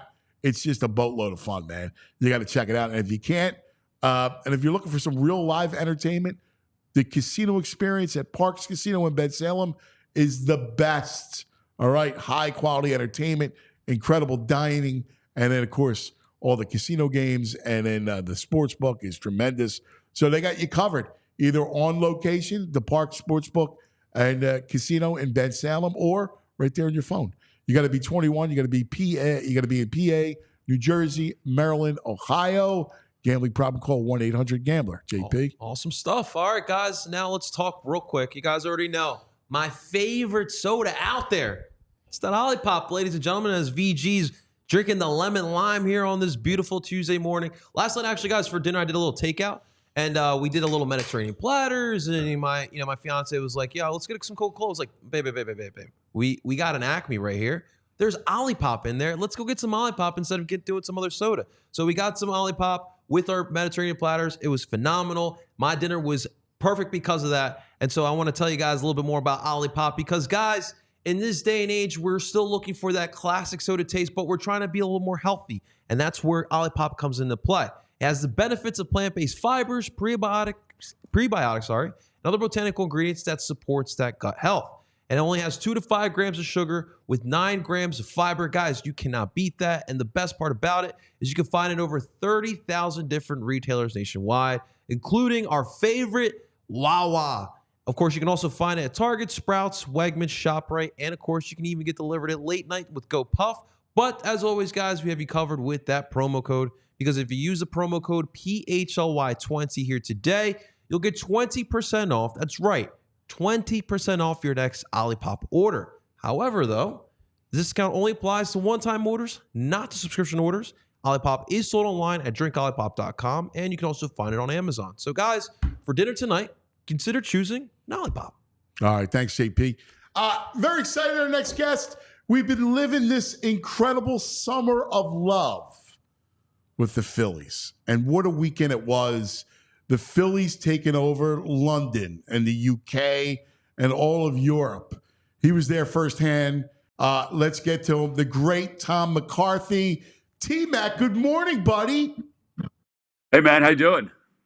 I mean, I got to tell you, I enjoyed this past weekend. It was just awesome. Obviously, you are a product of the soil here. You understand what it's like in Philadelphia. And to see it transported into another country, taking over like the culture of it, it was such a sense of pride. It was amazing, honestly, Ant. I mean, I was over there when the Eagles were there, when I did the game in Tottenham for Westwood One. And this was as magical as that. I mean, everywhere you went when the Eagles played, there was green everywhere. Here, I mean, it was a sea of red, whether it be going to Passyunk Avenue to the restaurant, which was just overwhelming, to be honest with you, to just walking the streets of London. You know, it didn't matter where you were. There were Phillies fans, and there were a lot of English Phillies fans as well. In fact, I was shocked how many people from London knew who I was from a broadcasting standpoint. And it's partly because this team is so good. It's also partly because people have sort of, gravitated to it. But the whole atmosphere, the whole weekend was just phenomenal. I mean, the appearances we had at schools were just great. Our players were unbelievable. The Mets players were really good too. It was just, I don't know, there was nothing negative about it, honestly. Yeah, there's so much to discuss and unwrap from it. But I think the Brits gravitated toward the Phillies thing because of the passion of the people. I was talking to somebody who said, no doubt, Brits, they left the stadium and went, "You baptized us Phillies fans," because they related to the passion. There's no doubt. I mean, it's almost like their football, their European football, their soccer, that kind of a fan base. I mean, it was just alive. The cricket fan base. They just loved every bit of it. I mean, they were entertained by us. I mean, I think that was part of it. They liked the amount of money we spent over there as well because we were buying a lot of things and drinking a lot of booze and eating a lot of food. I don't know. It was one of those things that I knew it was going to be good because I've been there for the NFL over the years, but it exceeded my expectations. The games exceeded my expectations. I mean, it was frustrating not to win Sunday's game, but it was a really good ending to the game. It was exciting. But the atmosphere at the stadium, outside the stadium, I told people I wish it upon everybody to go. I really do. I mean, I know it's expensive, but if there's a chance to go follow your team somewhere, It is really neat to see how how the Philly fans came out for this. Yeah, you know what I thought was cool was baseball, right? Like football's been in England, and it's been a while, right? It's been established, Yeah. but baseball's relatively new, and these Londons, I guess, it's the second year, and the fact that you have that kind of outpouring and interest, it was interesting. I was talking to the owner of Passyunk Avenue, and his JP, son, yeah. right? And his son plays in a youth league with Chase's son, right? Like there's youth baseball in London. I'm like, wow, that's just that's so interesting to me because baseball didn't seem like a sport that would have roots there. I would agree with that. Yeah, I would agree with that. I think Chase has done an awful lot of work with that, whether it be clinics or starting some of these youth leagues. I think he's done an awful lot to sort of grow the game. He and Jen are going to stay over there for another year with the boys, and he likes it. I mean, I watched him. I got to tell you, one of the greatest things about this weekend was the sort of mini reunion of the 2008 guys, which I wasn't expecting. I knew I was doing an appearance with Cole and with Ryan and with Shane, but then I saw Jimmy there, and Chase was there, Ryan Matson was there, Carlos Ruiz was there, Matt Stairs was there. I saw Stairs in the subway. That was where I saw him for the first time. I mean, it was, he was coming down the escalator. We were both kind of lost going through this vine. By the way, the subway there is unbelievable. This vine of subway cars. It was very funny. But that was kind of cool to me, too, to see those guys come back, and they got the chance to hang out together. It was great to see Ruiz, all those guys. It was just, you're talking about the game. So Cole and I are coming back from our one appearance, and our driver has no idea about baseball. So we're trying to explain the game to him. So I'm like explaining certain pieces to it, and Cole's explaining pieces to it from a pitching standpoint, and Mickey Morandini's explaining stuff to him. I sat there, I got out of the car, I said, well, that was one of the coolest things, sort of teaching this person the game of baseball with Cole Hamels and Mickey Morandini. I mean, I don't know, it was very funny. It is. It's awesome. And I got to give MLB a ton of credit because they made it an event. In fact, I heard from more people that MLB outside the NFL when it came to just kind of making it an event and making it like a baseball thing and really kind of tantalizing the locals and making it special for them. Well, I think they did make it special for them. I think they followed a lot of the NFL's blueprint, whether it be the events at Trafalgar Square, which the NFL has done, with these visits to schools that we had, which was really neat because none of these kids really had played baseball before. Then you got a chance to watch them play baseball. I do think they followed a lot of the NFL's blueprint, but I do think that their eyes are open to it. You know what I mean? I think they're looking at it and saying, hey, this can work on different places. It doesn't have to just be in the States. I mean, we can, it's going to work in Japan and in Seoul, in South Korea, but it can work in London, and maybe it can work in Germany or, places like that, or Ireland, if they want to go to Ireland for the first time since 1924. It could probably work in Paris too. So I think that their eyes are open to it, much like the NFL. I think their eyes are open to sort of branching out and doing a little bit more. You know what's nuts is I was at a conference in Siena 2 weeks ago, and going on a bus from from Siena to Rome, and what do I see? But a baseball diamond outside of Rome, and I'm like, wow! Like you never see that. And then, the Phillies, of course, have that kid, the Italian kid, who's the pitcher in the system, who's from Italy, who was born in Italy. Yeah, I do think that the game can grow, and there are players ever. We watched some kids. There were some kids playing in this sort of pickup game that we were at the school. And I watched this one kid hit a ball, and I can see that he had a natural swing to it. But man, was he fast! I mean, he was flying around the bases. So, I mean, there could be guys like, Aldegheri that are in London, Yeah. that could translate like he did from Italy. Like you could it can happen. The route may be a little different. I mean, think about Australia and how that has sort of grown into not a baseball hotbed, but there's players from from Australia that have been able to tap into playing in the big leagues. So, hey, it's there. I mean, and I think they realize it's there for the taking in a lot of ways. So you're down at the yard every night, and this season has been utterly spectacular. It's been the spring and summer of love, right? Every night. And you've been doing this a long time, right? And we've been covering games forever. And I was a beat writer in New York and the whole thing. I've never seen baseball consumed in April, May, and June the way it's been consumed at Citizens Bank Park.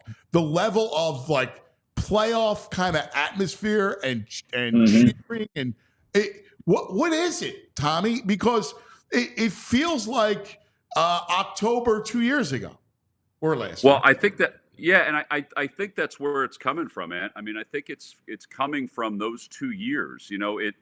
If you remember 2 years ago when the Phillies were playing well and they were vying for the postseason, the crowds weren't necessarily there every single night because people hadn't totally bought in. And I think they've bought in now. And I do think this is a fun team to watch. I think the daycare, the Bohms, the Stotts, the Marshes, I mean, they attract people. I think Harper obviously attracts people. I think Schwarber is the everyman. And I think this pitching staff is really good. And the other part of it, too, I do think the change in rules have brought people back to the game. I know there are people, and I may be one of them, who say, I don't care how long the game is. But I will recognize that these games, the pace of these games are great. And I think people realize that. I don't know. I just think it's taken time. They built equity these last 2 years with the two teams they had. And I think people are buying into it.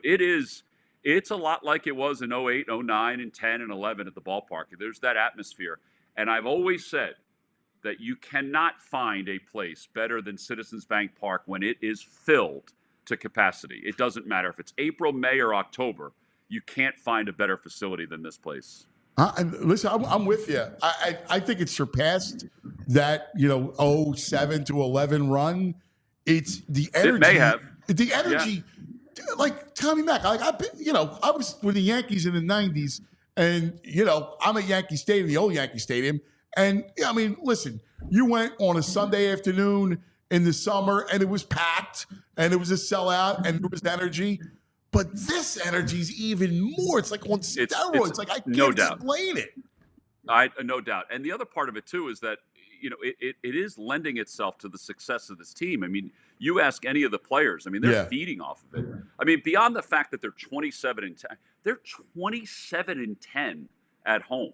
I mean, it's remarkable to see the success rate that they have at home. So my hope is that they have a clean week this week against the Red Sox and the Orioles, and they go back home again. They're going to be fairly close to the same number of games at home and on the road by the time this trip ends. And, my hope is that they can, they'll be 27-10 at home. I mean, maybe they could be 21 and whatever on the road. And I think that would be a really good thing. Oh, incredible. But I think your point is spot on about the clubhouse and these players. I mean, and it starts with Bryce. How much fun the soccer slide. You knew he's such a bright lights guy. You knew he was going to go yard, right? Like all the eyes are on him, and he delivers. No doubt.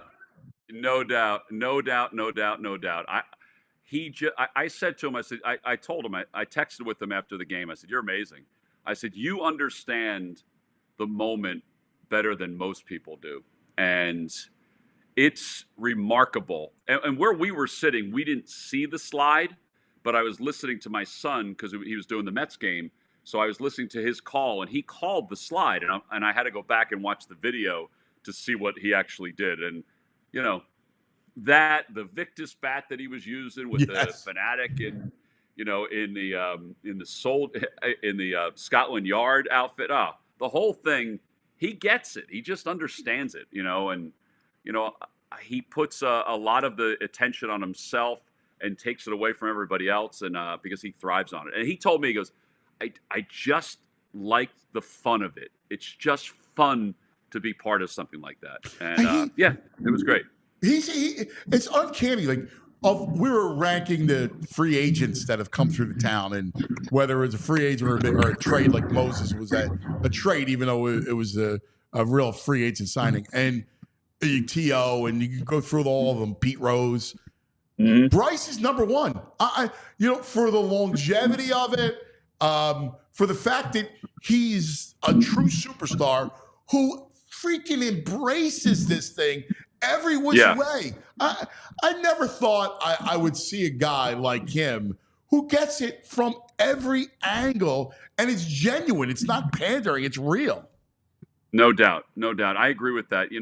People ask me about the free agent signing, and I talked about the Pete Rose signing. I thought Jim Thome was a big one because he sort of helped transition to the ballpark. But you'll be hard-pressed to find anybody like this. The Carlton trade was a really good one, obviously. Halladay.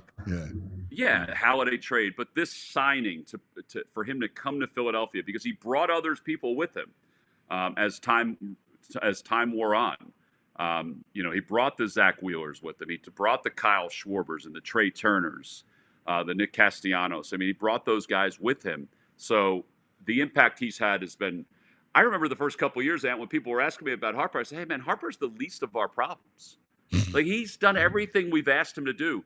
It's just everybody else around him isn't up to the same level yet, and now they are. So now they are, and it's a lot of fun, and I'm grateful that we have them." I'll ask you one baseball thing, and then I got one Father's Day thing. Trade. If you're looking at the trade deadline, would you prefer a reliever or would you prefer another bat? And I still think about 2011, and what failed them in the end was the bat, right? Was the Hunter Pence. Yep. My feeling is they need both, but they don't need drastically both. Like, I wouldn't mind getting another reliever. People are talking about getting a closer. I don't think they need a closer. I don't. That's my opinion. I think they probably need a Matt Stairs off the bench, somebody like that made a difference in 2008.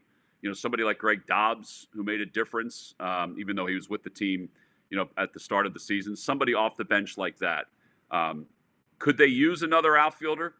I think it all depends on what Rojas does the rest of the way, honestly, and what Marsh does the rest of the way, honestly. But I think they could use both, but I don't think it has to be a closer that they have to get. Yeah, I don't think they need to close. I love the back end of their pen. I'm fine. I think it's great. Yeah, I'm good with the matchup. Yep. Yeah, and listen, could always use another arm, but I just always that cautionary. I remember that 2011, and and it's amazing because Pence turns out to be Mr. Clutch in San Francisco, and he really that series killed him. Well, and I will tell you that weighed on him an awful lot. He's one of the nicest people you'll ever come across. He's so outgoing, and he's great with the fans even now. But I know that when he was traded to San Francisco, when I went over and talked to him after that, he felt almost sheepish talking about his time in Philadelphia because he didn't think anybody liked him at the time. And I told him, I said, Hunter, it's crazy. I said, people liked you. They liked when you came over. But when Ryan Howard went down, he just wasn't able to carry the team the way they expected him to carry the team. And I think that weighed on him big time. Yeah, that's well put. Hey, last thing, Father's Day Sunday. And I want to get to two moments with you. Here you go, like your son calling the Mets game. Like think about that for a second, sharing that moment, and then sharing the youth baseball career. Like my little guy is 11U player, and dude, the greatest. Like we're off this weekend. We don't have a tournament, and I'm bummed out about it. Like there's nothing better than going through and all those drives and those moments with your kids. Like it's so special, sports and fatherhood. It is. I mean, it was passed on to me by my dad, and his love for sports. He was the season ticket holder for the Jets and the Giants football. He would go to one weekend and another one the next weekend, but he also loved baseball. That was his number one sport. And I'm able to pass it on to all of my kids. The athletic life of it. Watching Patrick do what he's doing is amazing. Being able to watch Tommy play professionally up until this year. And I think he's probably at the end of his career right now playing, and I'm going to miss that. It's great that they have baseball in their life. I mean, Tommy will still have baseball in his life in one way, shape, or form, whether broadcasting, because I think he may do this, or coaching, which is what he's done, and to have Patrick have it. And even watching my one daughter still compete in track in college, I mean, she loves the sports world, and she loves baseball too. I mean, they all do. But I am grateful that they have that in their life. I think playing college baseball for both of them and running track for my one daughter, I think it made them better people. I think it makes them better teammates now. I think it's really important that you don't lose sight of how great it is that they play, but it's how great it is that they're on a team and they can take that team with them wherever they go on their walk of life. Yeah, I'm such a big believer and proponent of it. I got my one plays football. The little one does too, but he's a baseball kid. And the car ride, man, like that car ride, the bond, like the bond with your children that you have in the car is worth everything. It's worth everything. It's worth everything. I mean, good and bad too. The failure's part of it. It's the good and the bad. You know what I mean? And I don't know. I just think it teaches so many life lessons, but it also gives us something to sort of bond with, and it'll always be that way. I mean, to see him this weekend and to see him have success this weekend as a broadcaster, his calls were outstanding. It was really cool. That's beautiful. My brother, be a fun week. We got we got great baseball, right? Fenway and Camden Yards. Lost in the fact that we come from London and then we get two great parks that are a lot of fun that are really baseball. And Philly fans are going to be there in droves this weekend in Baltimore. Yeah. So. Happy Father's Day, brother. Yeah, you too. Thanks, brother. Appreciate it. The great Tom McCarthy checking in. Always a lot of fun to talk about it. And that London thing was in everybody. I started the show with a letter from or a DM from Georgie who was there and witnessed it. And he said he was just filled with so much pride. And that's this fan base. It's a continued story of the summer. Like, I want to talk about it. I want to talk about it every day. I think it's important. And what's going to happen in Fenway and what's going to happen in Camden Yards over the weekend, he's right. Philadelphia fans will flock. If you couldn't get to London, hey, you get to go to Boston. My buddy Drew Gallagher, who is a producer for Game Day, College Game Day, which is incredible. Drew works for ESPN for a long time. He's fantastic. He said, I couldn't go to London, but I'm going to Fenway and I'm going to Camden Yards and I'm taking my kids. And it's like, that's just a blast to do. All right, boys. We got some burning questions. We got VG's Nugs. We got the best and worst of the evening. We fun Clubhouse. I'm a little overwhelmed. What are you overwhelmed by? It's just You're a lot. always overwhelmed. You got that. You were already upset to begin the day. Has it been cathartic for you a little bit? T-Mac helps. T-Mac. He puts me in a good mood. He really does. Yeah. Because you connote T-Mac with the Phillies. And the whole thing, the vibe of the Phillies puts you in a good mood. Yeah. He comes on. He just has positive energy. He's like a nice, good hug. You hear his voice and he comes on talking about it. It's like, that's exactly nice hug from T-Mac. No, dude. The only man that can hug VG, T-Mac. Nah, not true. I'm all about man hugs. Come on. Dude, you are You get squeams. You shrink. Because you're like Thing from the comic books. When you hug me, I feel like my bones are going to just snap in half. It's not a normal hug when you hug people, man. This is love. This love hurts. Thing. Oh, man. Oh, That's my nice God, to that's say. Fabulous thing. This portion of the show brought to you by TrueMark Financial Credit Union. You got to check out the credit union difference at truemark.com/PHLY. We love our TrueMark. All right. I need to tell you about snoring. All right. Like I can just feel it because I got no sinuses right now. But the beauty of stopping the snore, you could do it. Dr. Andy Cohen. Now, I know Dr. Andy. Dr. Andy is a board certified sleep specialist. He's a dentist by trade. And Dr. Andy at sleephealthypa.com is the guy, man. He is tremendous, bright, right? And he's got a way for you to ditch the CPAP machine, to get healthy. Like good sleep, sound sleep regenerates your body. It rejuvenates your body.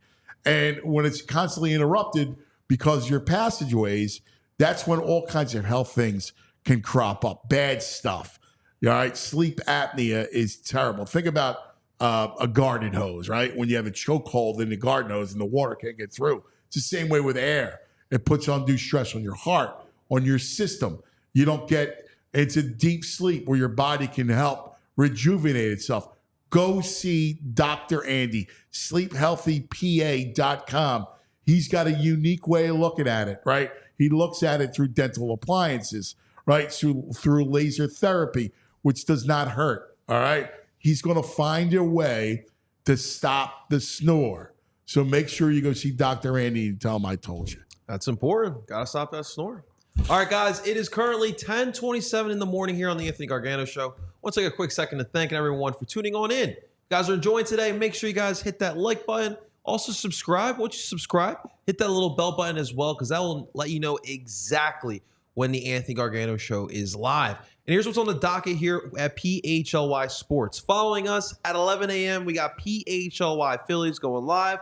We got a Boston series this week, ladies and gentlemen.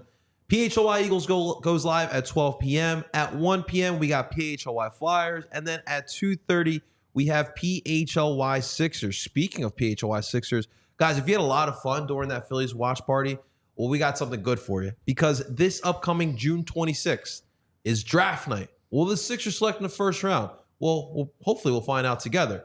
But we have the PHLY Sixers watch party. Derek Bodner, Devon Givens, and Kyle Newback will be hosting this watch party. Have a lot of fun. We're going to be in the garage in Fishtown, the garage north in Fishtown.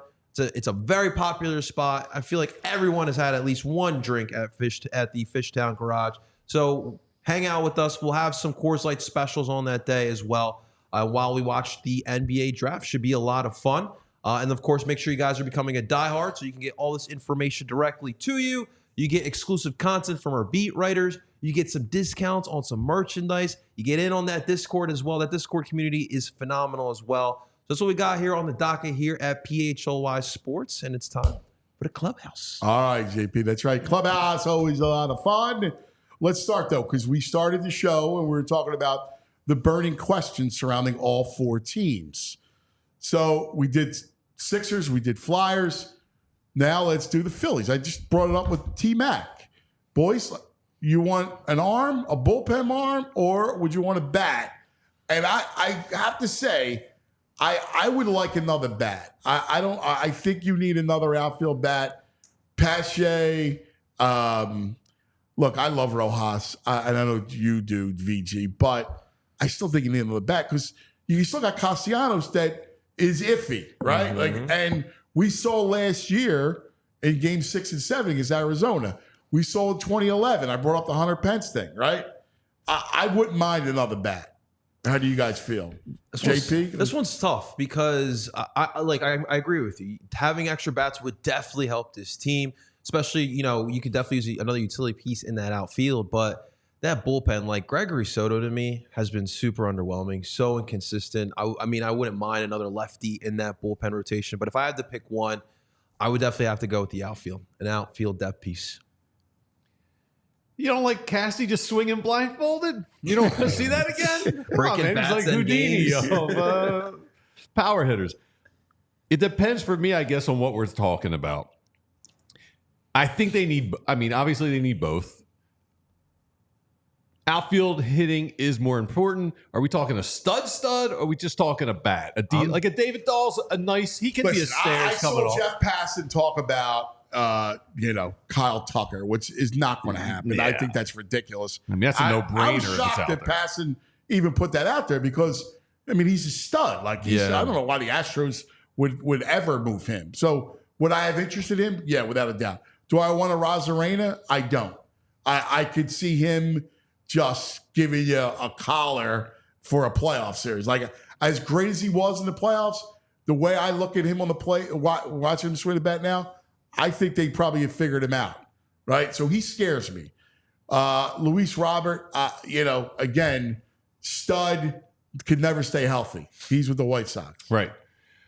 I would love, in a perfect world to me, the A's aren't doing anything right now. They're going to play in Sacramento for a year or two. Oh, my God. They're like a couple years away from doing anything. I would swap 4 or 5 of our prospects right now for Brent Rooker and Mason Miller. They're their relief pitcher and their outfielder. Both young guys under control for a couple of years. Rooker's interesting because Rooker's got pop. Yes. And he actually plays a good outfield. Yep. Right-handed bat. Yep. I'd ship Rojas. I'd ship. Actually, Rooker's interesting. It's a nug. We could talk about it now. So they're saying Bleacher Report has the Phillies as the #1 landing spot for Robert Jr. The package is Aiden Miller, the #2 prospect, Justin Crawford, the Phillies #4 prospect, and William Bergola, the #9 Phillies prospect. I would do that plus Rojas and maybe something else for Rooker and Mason Miller. Mason Miller's throwing 102. Yeah. I would put a 5 or 6 player. Man, if you prospect got to the Mason A's. Miller And to Rooker, add to too. that another arm like that, It's a dream. I mean, that's because here's the other thing. I like the back end of the pen. I'm not concerned. Forget it. People are already bitching about Alvarado. Like, one blown save. I don't understand. Like, blown saves happen, right, over the course of a season. Yes. The Lids thing was 1 year of an anomaly. That's going to happen. But you bring up Miller. I mean, that's just another guy who throws gas. You know what? I'm disappointed. I'm disappointed in Soto. I thought he would be better. Yeah. And the issue that you have with the pen is now Sir Anthony pitched a little bit better, but you can't count on him. And Soto is disappointing. Soto was one of those like paper all-stars. They had to pick someone from the Tigers you thought you were getting. He wasn't all-star caliber. I mean, he was just the best guy on a really bad team that made the all-star game. No, but I liked what Dombrowski was thinking. Yeah. I mean, obviously, give it a shot. He knew him coming from Detroit. He understood him. But live arm, he just hasn't delivered. Joseph Strawface in the comment section says that we need a closer.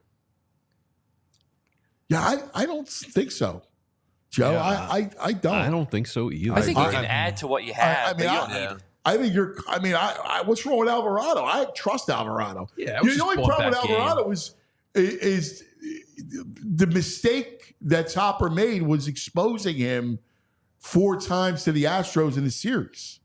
Like, you got to be careful about exposing your reliever that many times, or 5 times it was he pitched.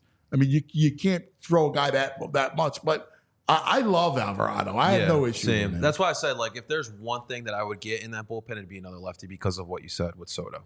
Can't trust him at all. He's so inconsistent. And Sir Anthony. So you have the Sir Anthony issue as well. There's another guy at the Nationals, Hunter Harvey. He's got another year or 2 left of control. You may be able to get him. He's not going to be like super expensive. I'm just they've been calling around for Jake McCarthy. Reports are Diamondbacks. He's all right. He's got no power. None. He's a speed guy. I like your Rooker and Miller thing though. I like Rooker much better. You kind of do it like when you did in 22. You were able to get Syndergaard and Marsh. Go to one of those teams that you're not having a good season. Try to get those 2 pieces that you need. I think it's something that Dumbo should be able to look at.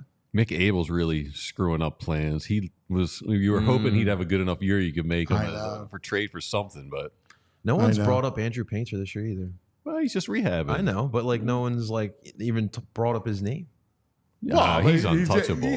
No, Nothing to talk about. These guys come back. You're right. I mean, he's just you stash him, and I'm just saying I haven't heard his name since the beginning of last year, like before last year. I know he's been going through his rehab. When you go through Tommy John, I mean, that's what's good. That's what happens. This is a promising kid. I figured people would bring his potential up at least. Yeah, well, you got to get through it, and then he's got to start throwing. Yeah, and comes back stronger than before. Hopefully. Yeah, hopefully. Yeah. That's typically what happens. But it's pretty interesting to think about Robert, who, by the way, hit a home run last night. Mm-hmm. Yeah. If he could ever stay healthy, he's a stud. Yeah, I don't like that if. I know. Listen, And what, he's This don't work 26 well in the city. too, right? Yeah. So he's kind of young. I mean, you can bring him onto this team. You have him for a he's young. He's It's just the health controllable. issue is the problem. Yeah. How do you feel confidence-wise with Castellanos? I think he's going to be fine. He's going to be a 7-hole hitter, swinging it low and away. He can't help it, but that's what you got. Make some big hits in the playoffs, possibly not clutch hits, but I think he'll be fine. Like I you said, think if he's the worst hole, like if you can improve what you get out of center field and the outfield with like Marsh coming back, hopefully he hits right-handed pitching at some point or left-handed pitching at some point. But Rojas's defense actually hasn't been great this year. Yeah. It's been a little disappointing. Yeah, I'll be honest with you. I felt the same way. I thought he was an exemplary center fielder. That's and what I was expecting. He has not. Mm-hmm. And I think the one thing in the back of my mind is that, they're going to shatter the win total for franchise record and the whole thing. And having lived through 2011, that series, I mean, their bats went quiet. They had some forget about game 5 and the one bloody nil game. Even throughout the course of the other 2 losses, they could have blown the game open. Yeah. And they did not get timely hits. And of course, that was the Hunter Pence thing. And the thing we got to remember as well is Trey Turner is still a piece that's not on this team right now due to injury. When he comes back, I mean, before he got hurt, he was looking like an MVP candidate in that first half. He could come back and, your batting situation might not be a problem. Again, this is the problems, first world problems, right? Like, we're talking about the best team in baseball, and we're talking about how to tweak it. Exactly. All right? So, and Sosa is helping you Trey out. doesn't help you with the outfield issue, though. So can you find a way to put Sosa in the outfield? No. I think Sosa, the more he's out there, he's going to get exposed. I mean, he's not. he's in his perfect role. Yeah. No, you need another Great outfielder. utility I think that's legit. Yeah. That you need another outfielder. I do. Yeah. All right, time now for VG's Nugs. Let's go. So let's do some VG's Nugs. What do you got for us? Power rankings are out. MLB. Phillies are number 1. So we got to bring it up. Every time they're number 1 in the power rankings, we got to mention it. One thing that was like a little like, what?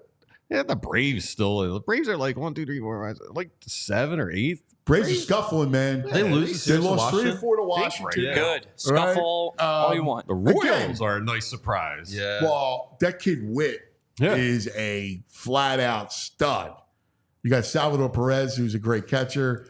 So you got some great power. Garcia leads off through the third baseman. Yeah. He's pretty good. So, I mean, you got Phillies, Dodgers, Brewers, and that's it for the National League, really. It's unbelievable how when you look at and even the Brewers, like the Brewers, I mean, they're good. They're going to get Woodruff back. Like they have like a plucky lineup. I mean, the Dodgers are legit. They went to the Yankee Stadium and they flexed a little bit. And their pitching is nasty. Yeah, Brewers don't have the pitching to actually make a run.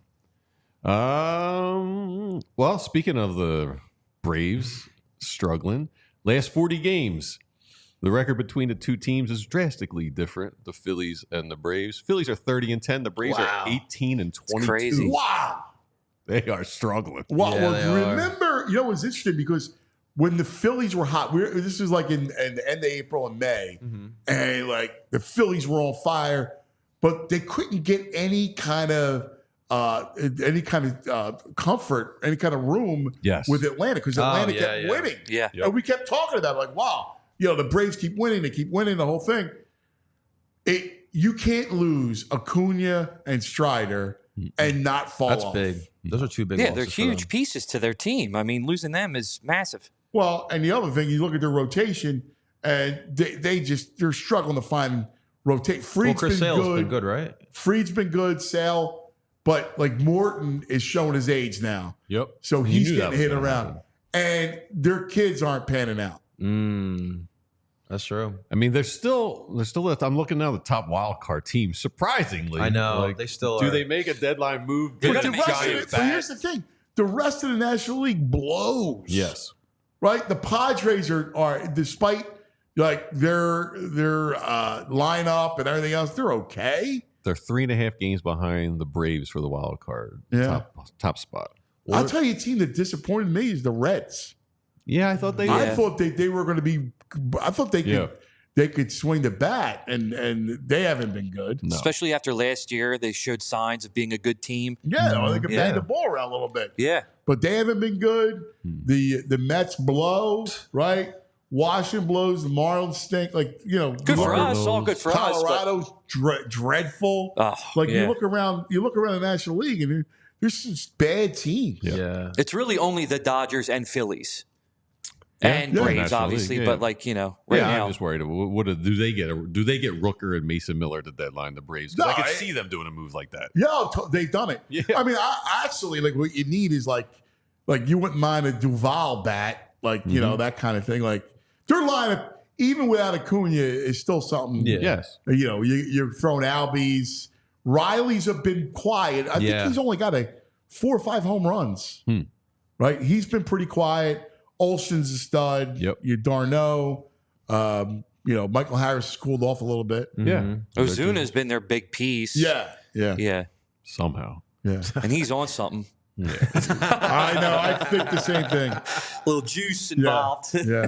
We've everyone's talking about Phillies starting pitching and the innings they're going. So there's a graphic that puts out starting pitchers, teams, how many games they've had a starting pitcher go 7 innings or more this year. Phillies they have 20. Next closest is the Braves with 16 games, and the next 2 closest are Seattle and Toronto at 12 games. There's no one really even close getting the innings out of their starting pitching as the Phillies. Oh my God. They're an anomaly. Can I in ask you today's guys game. a question about that? Yeah. That they've gone 20. Is that a worrisome number? Because I don't want us to tire out our guys. And if we're going that long with them, we need to get the bullpen some work.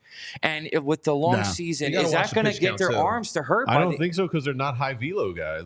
They're towards the bottom of the league in velocity right now. They're just pitching really well. No, I don't. I have no fear of that. They're not throwing over 100 pitches at the start. You don't think another month or 2 of that, and it's like, No, I have no fear of that. Zero. fatigue starts to kick No, I have no fear of it. They're also routine guys, right? Like they need to. No, you got to throw. Like this Yeah. idea of not, and they're not throwing 120 pitches.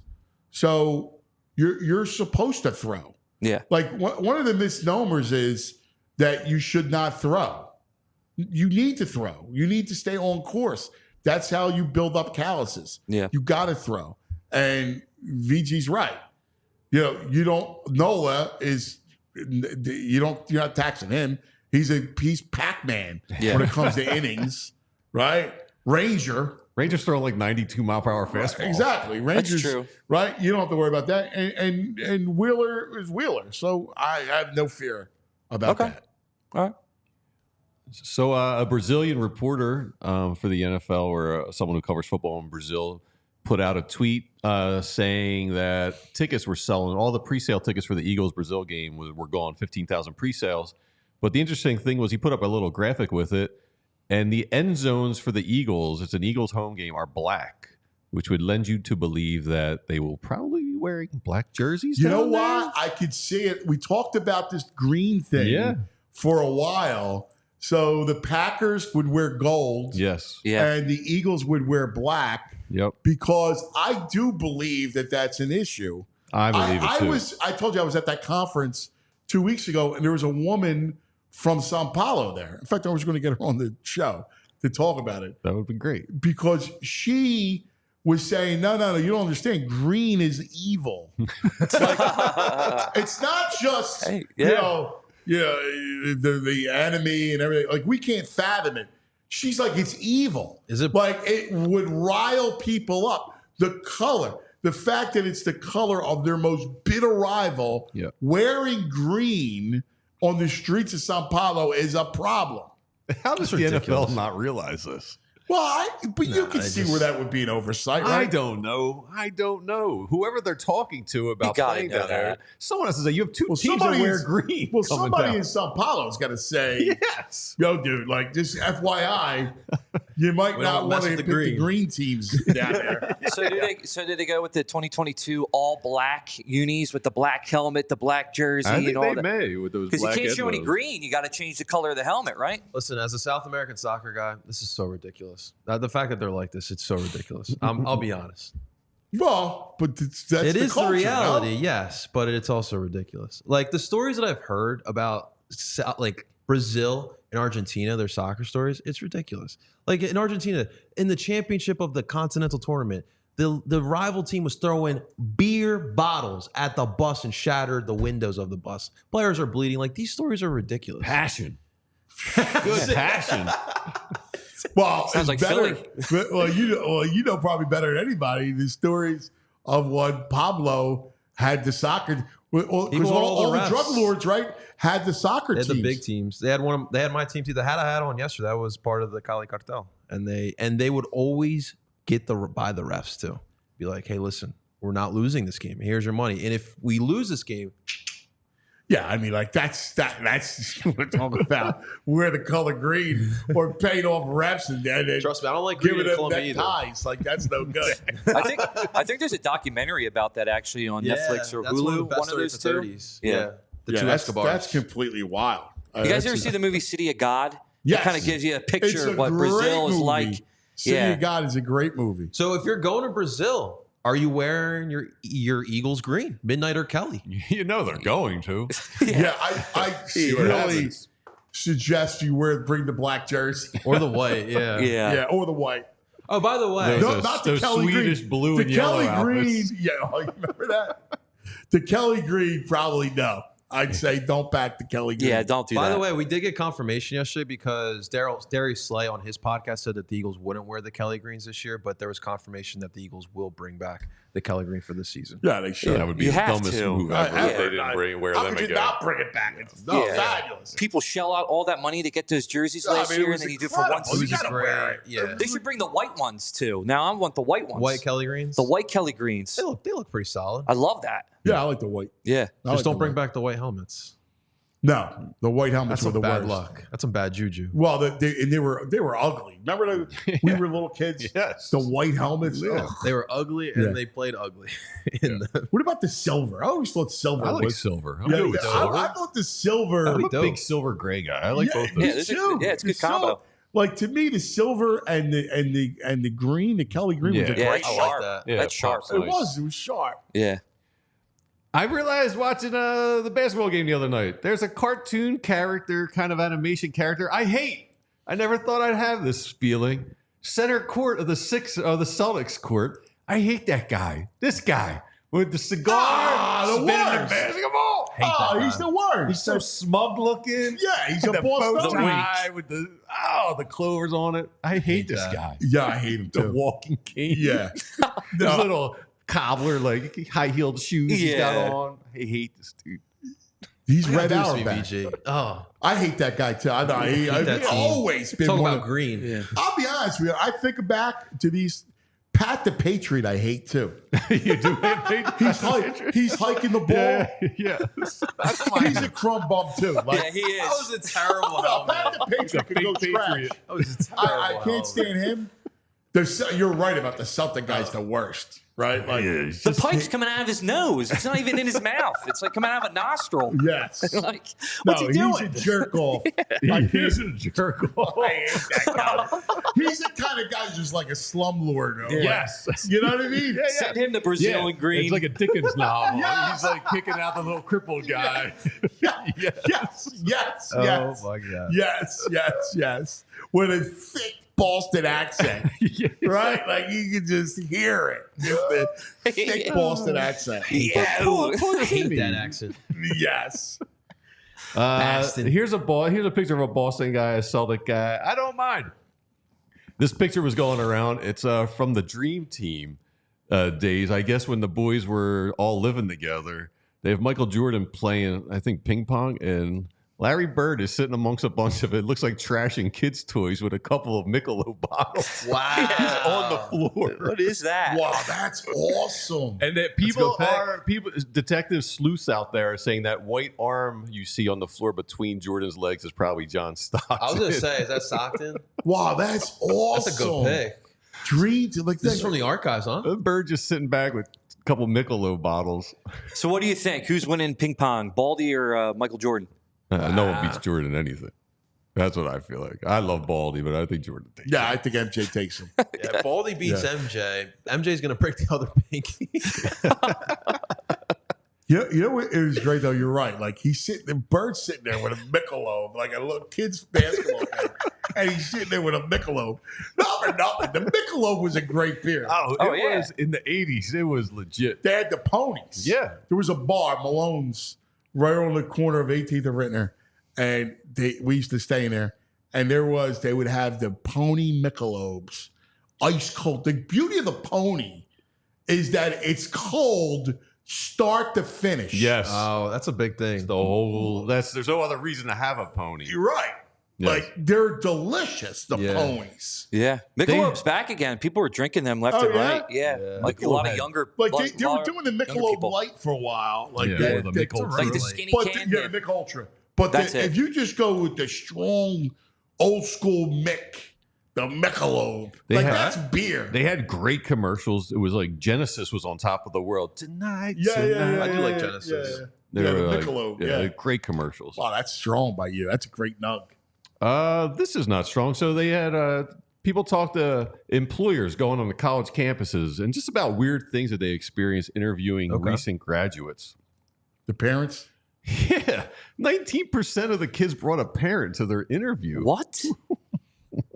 Come on. My buddy The hand holding has to stop. My buddy Cut the Vinny umbilical goes, cord. So my buddy Vinny used to run an airline, right? So he had, I don't know, 5,000 workers for where. Yeah. He's like, and he would hire all the time.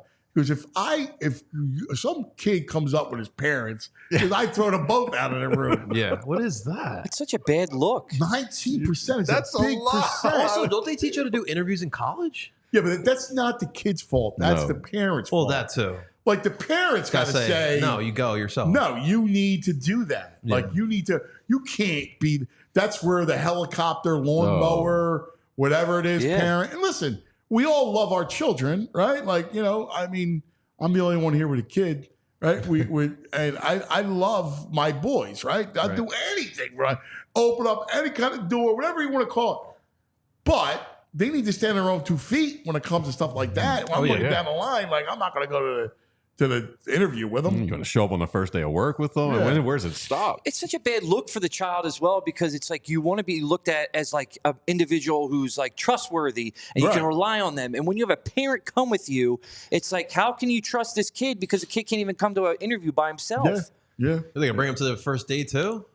Hey, listen, this is People my mom. do that. People do that. No, they do not. Yeah. Oh, God. Yeah. Take your mom and your dad on your first date. Yeah. Get out of here. I've heard stories about that stuff. Yeah. That's so On your weird. first date? Imagine going, yeah. That, if I was on a first date and that happened, I'd be like, I think I got to go. My friend's calling me. Wait a second. You talking about the girl brings their parents? Either or. Mostly the girl. I've never back had it in the seen day, it like personally. if you went to like rural southern Italy and Sicily, the date was you walk the streets and trailing was the girl's family. Yeah. Like, Yeah? Oh yeah. Okay. Like that was the courting.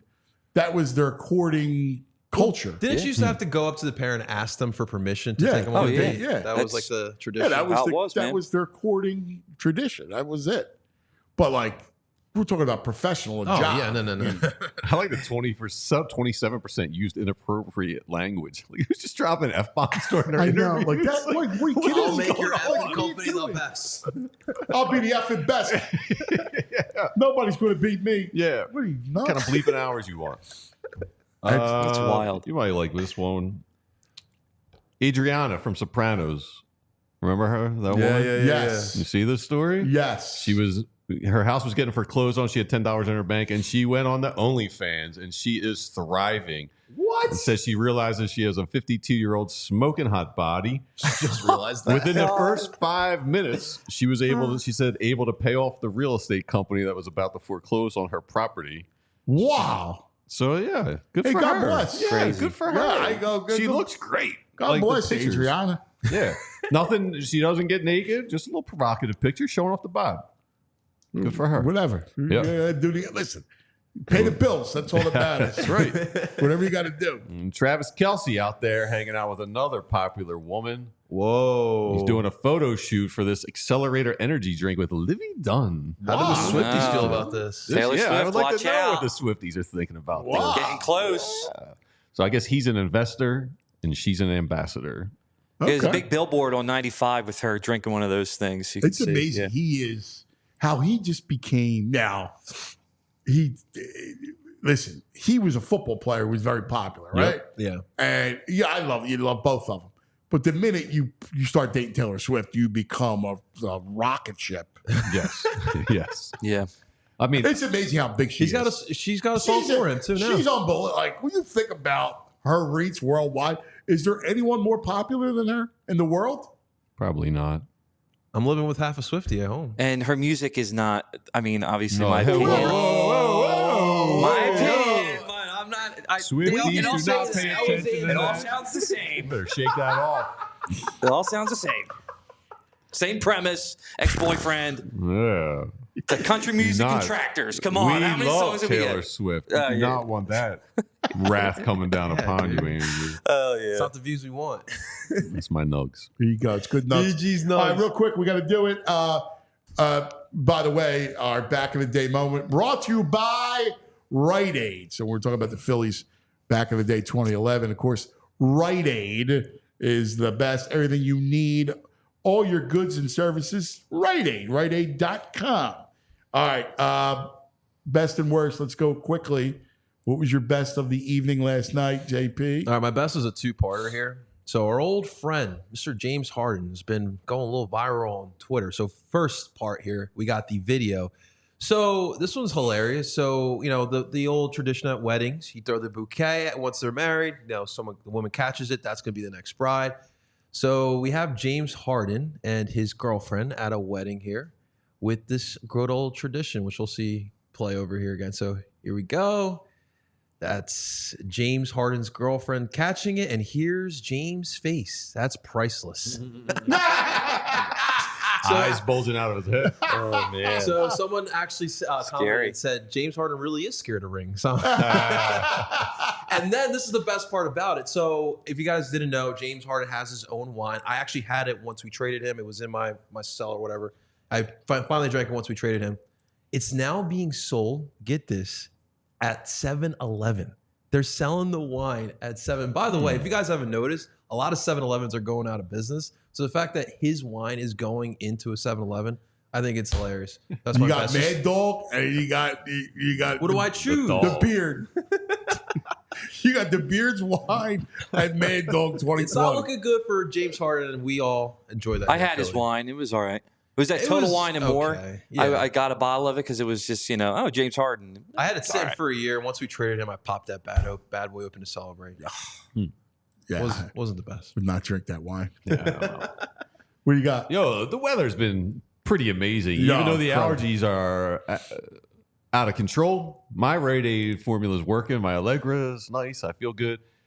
I grilled out. I grilled some salmon on the grill yesterday. There's no Phillies Nice. game on, just relaxing. With the wood plank? That's a good bet stuff. I Grilled don't have salmon. a wood plank. I have I like a do metal enjoy that. plank thing. Yeah, but yeah, man, just sit out there by yourself with the dog, throw a little meat or fish on the grill. Yeah, Nice. it's nice. Good for you. Worst, JP. So keeping it with the Stanley Cup flavor we've been giving you guys today. So I do have a lot of family in the South Florida area, and one thing that pisses me off is the fact that these guys get to enjoy the Florida Panthers, and I have to suffer here with the Flyers. So just the fact that the stands for a Stanley Cup game looks like this, and we have the picture here, but it's just so embarrassing. We're talking about a potential Stanley Cup winner here, and these guys can't even, this is the beginning of the second period. These guys can't even fill out their freaking arena. We're talking the Stanley Cup Finals. That's my worst. Come on, you be better, Florida. That's why they don't belong in South Florida in hockey. Florida and ice don't mix. I keep saying it. My worst was the dog park this morning. Some woman would not let me get near the trash can because she was standing there with her dog, and my reactive dog can't go near them. And we have like 2 trash cans in my entire neighborhood, and she was standing there blocking the entrance because her dog likes to poop at the tree in front of the entrance to the dog park. No other place does this dog like to poop. So I had to stand there holding 2 bags of crap with 2 60-pound dogs, one barking and flipping out while I had to wait for little Binky to take a dump at her favorite tree. That's a disgrace. Yeah. What'd you say? Did you say something to her? I asked her, I said, which way are you going? Because I wanted to get out of her way so my dog would calm down. And she said she was going the opposite direction. Then she just stood there looking at me. And I was like, well, I need to get to that trash can behind you. And she said, well, my dog usually likes to poop at this tree. And I was like, can you give me a minute or two to go down the street and go down a couple feet? Freaking dog. Dog etiquette is needed, though, for sure. It's your dog's name on the tree. Come on. Right. It's the only tree that this dog can poop That's on. a violation. And also, because VG, I have the same thing at home. I have a reactive dog. If you guys are seeing a dog, and obviously we want to pet dogs. It's a natural reaction from us. But if you see a dog like jumping and acting crazy, do not go up to it and go get in its face, because that's just going to drive it even more crazy. If you see a jumpy dog, just step back. You can say hello from afar, but it's annoying as a dog owner. We have reactive park etiquette. It's dog like you can see my dog is reacting. If you're coming at me with your dog, that's fine. You'll see me trying to cross the street. Right. But if cars are coming and you see me stuck between cars, these people just keep coming at me. Oh yeah. They don't just pause to wait to let wait. It's like, so we could do 2 weeks of You're shows on attempting to dog cro- park. There's a lot of etiquette. You're attempting to cross the street. You're already making Trying the to move. get out of their way. The and they just come gesture. full force at They me. should make the gesture to pause and wait. No, it's stone violation. Yeah. Without a doubt. Come on, And people. pick up your dog's poop too while we're at it. Well, who Jesus. doesn't know? Yeah. My neighborhood. Yeah, Oh my God. In your neighborhood? Exile to an island. Yeah. Nah, How that's do you bad. not pick up the dog's poop? Whoa. No, That's your responsibility. Yeah, that's terrible. All right. On that note, that'll end the show. Pick up your dog. That's a good food. note. All right, everybody. Thanks for hanging as always. We love you guys. Be careful. Phil's tonight. Wheeler on the mound. Let's go fighting. They're going to win. All right. You know it. You just know it. Enjoy the game. We love you. Be careful. And we'll see you in the morning. We all silly like the mayor.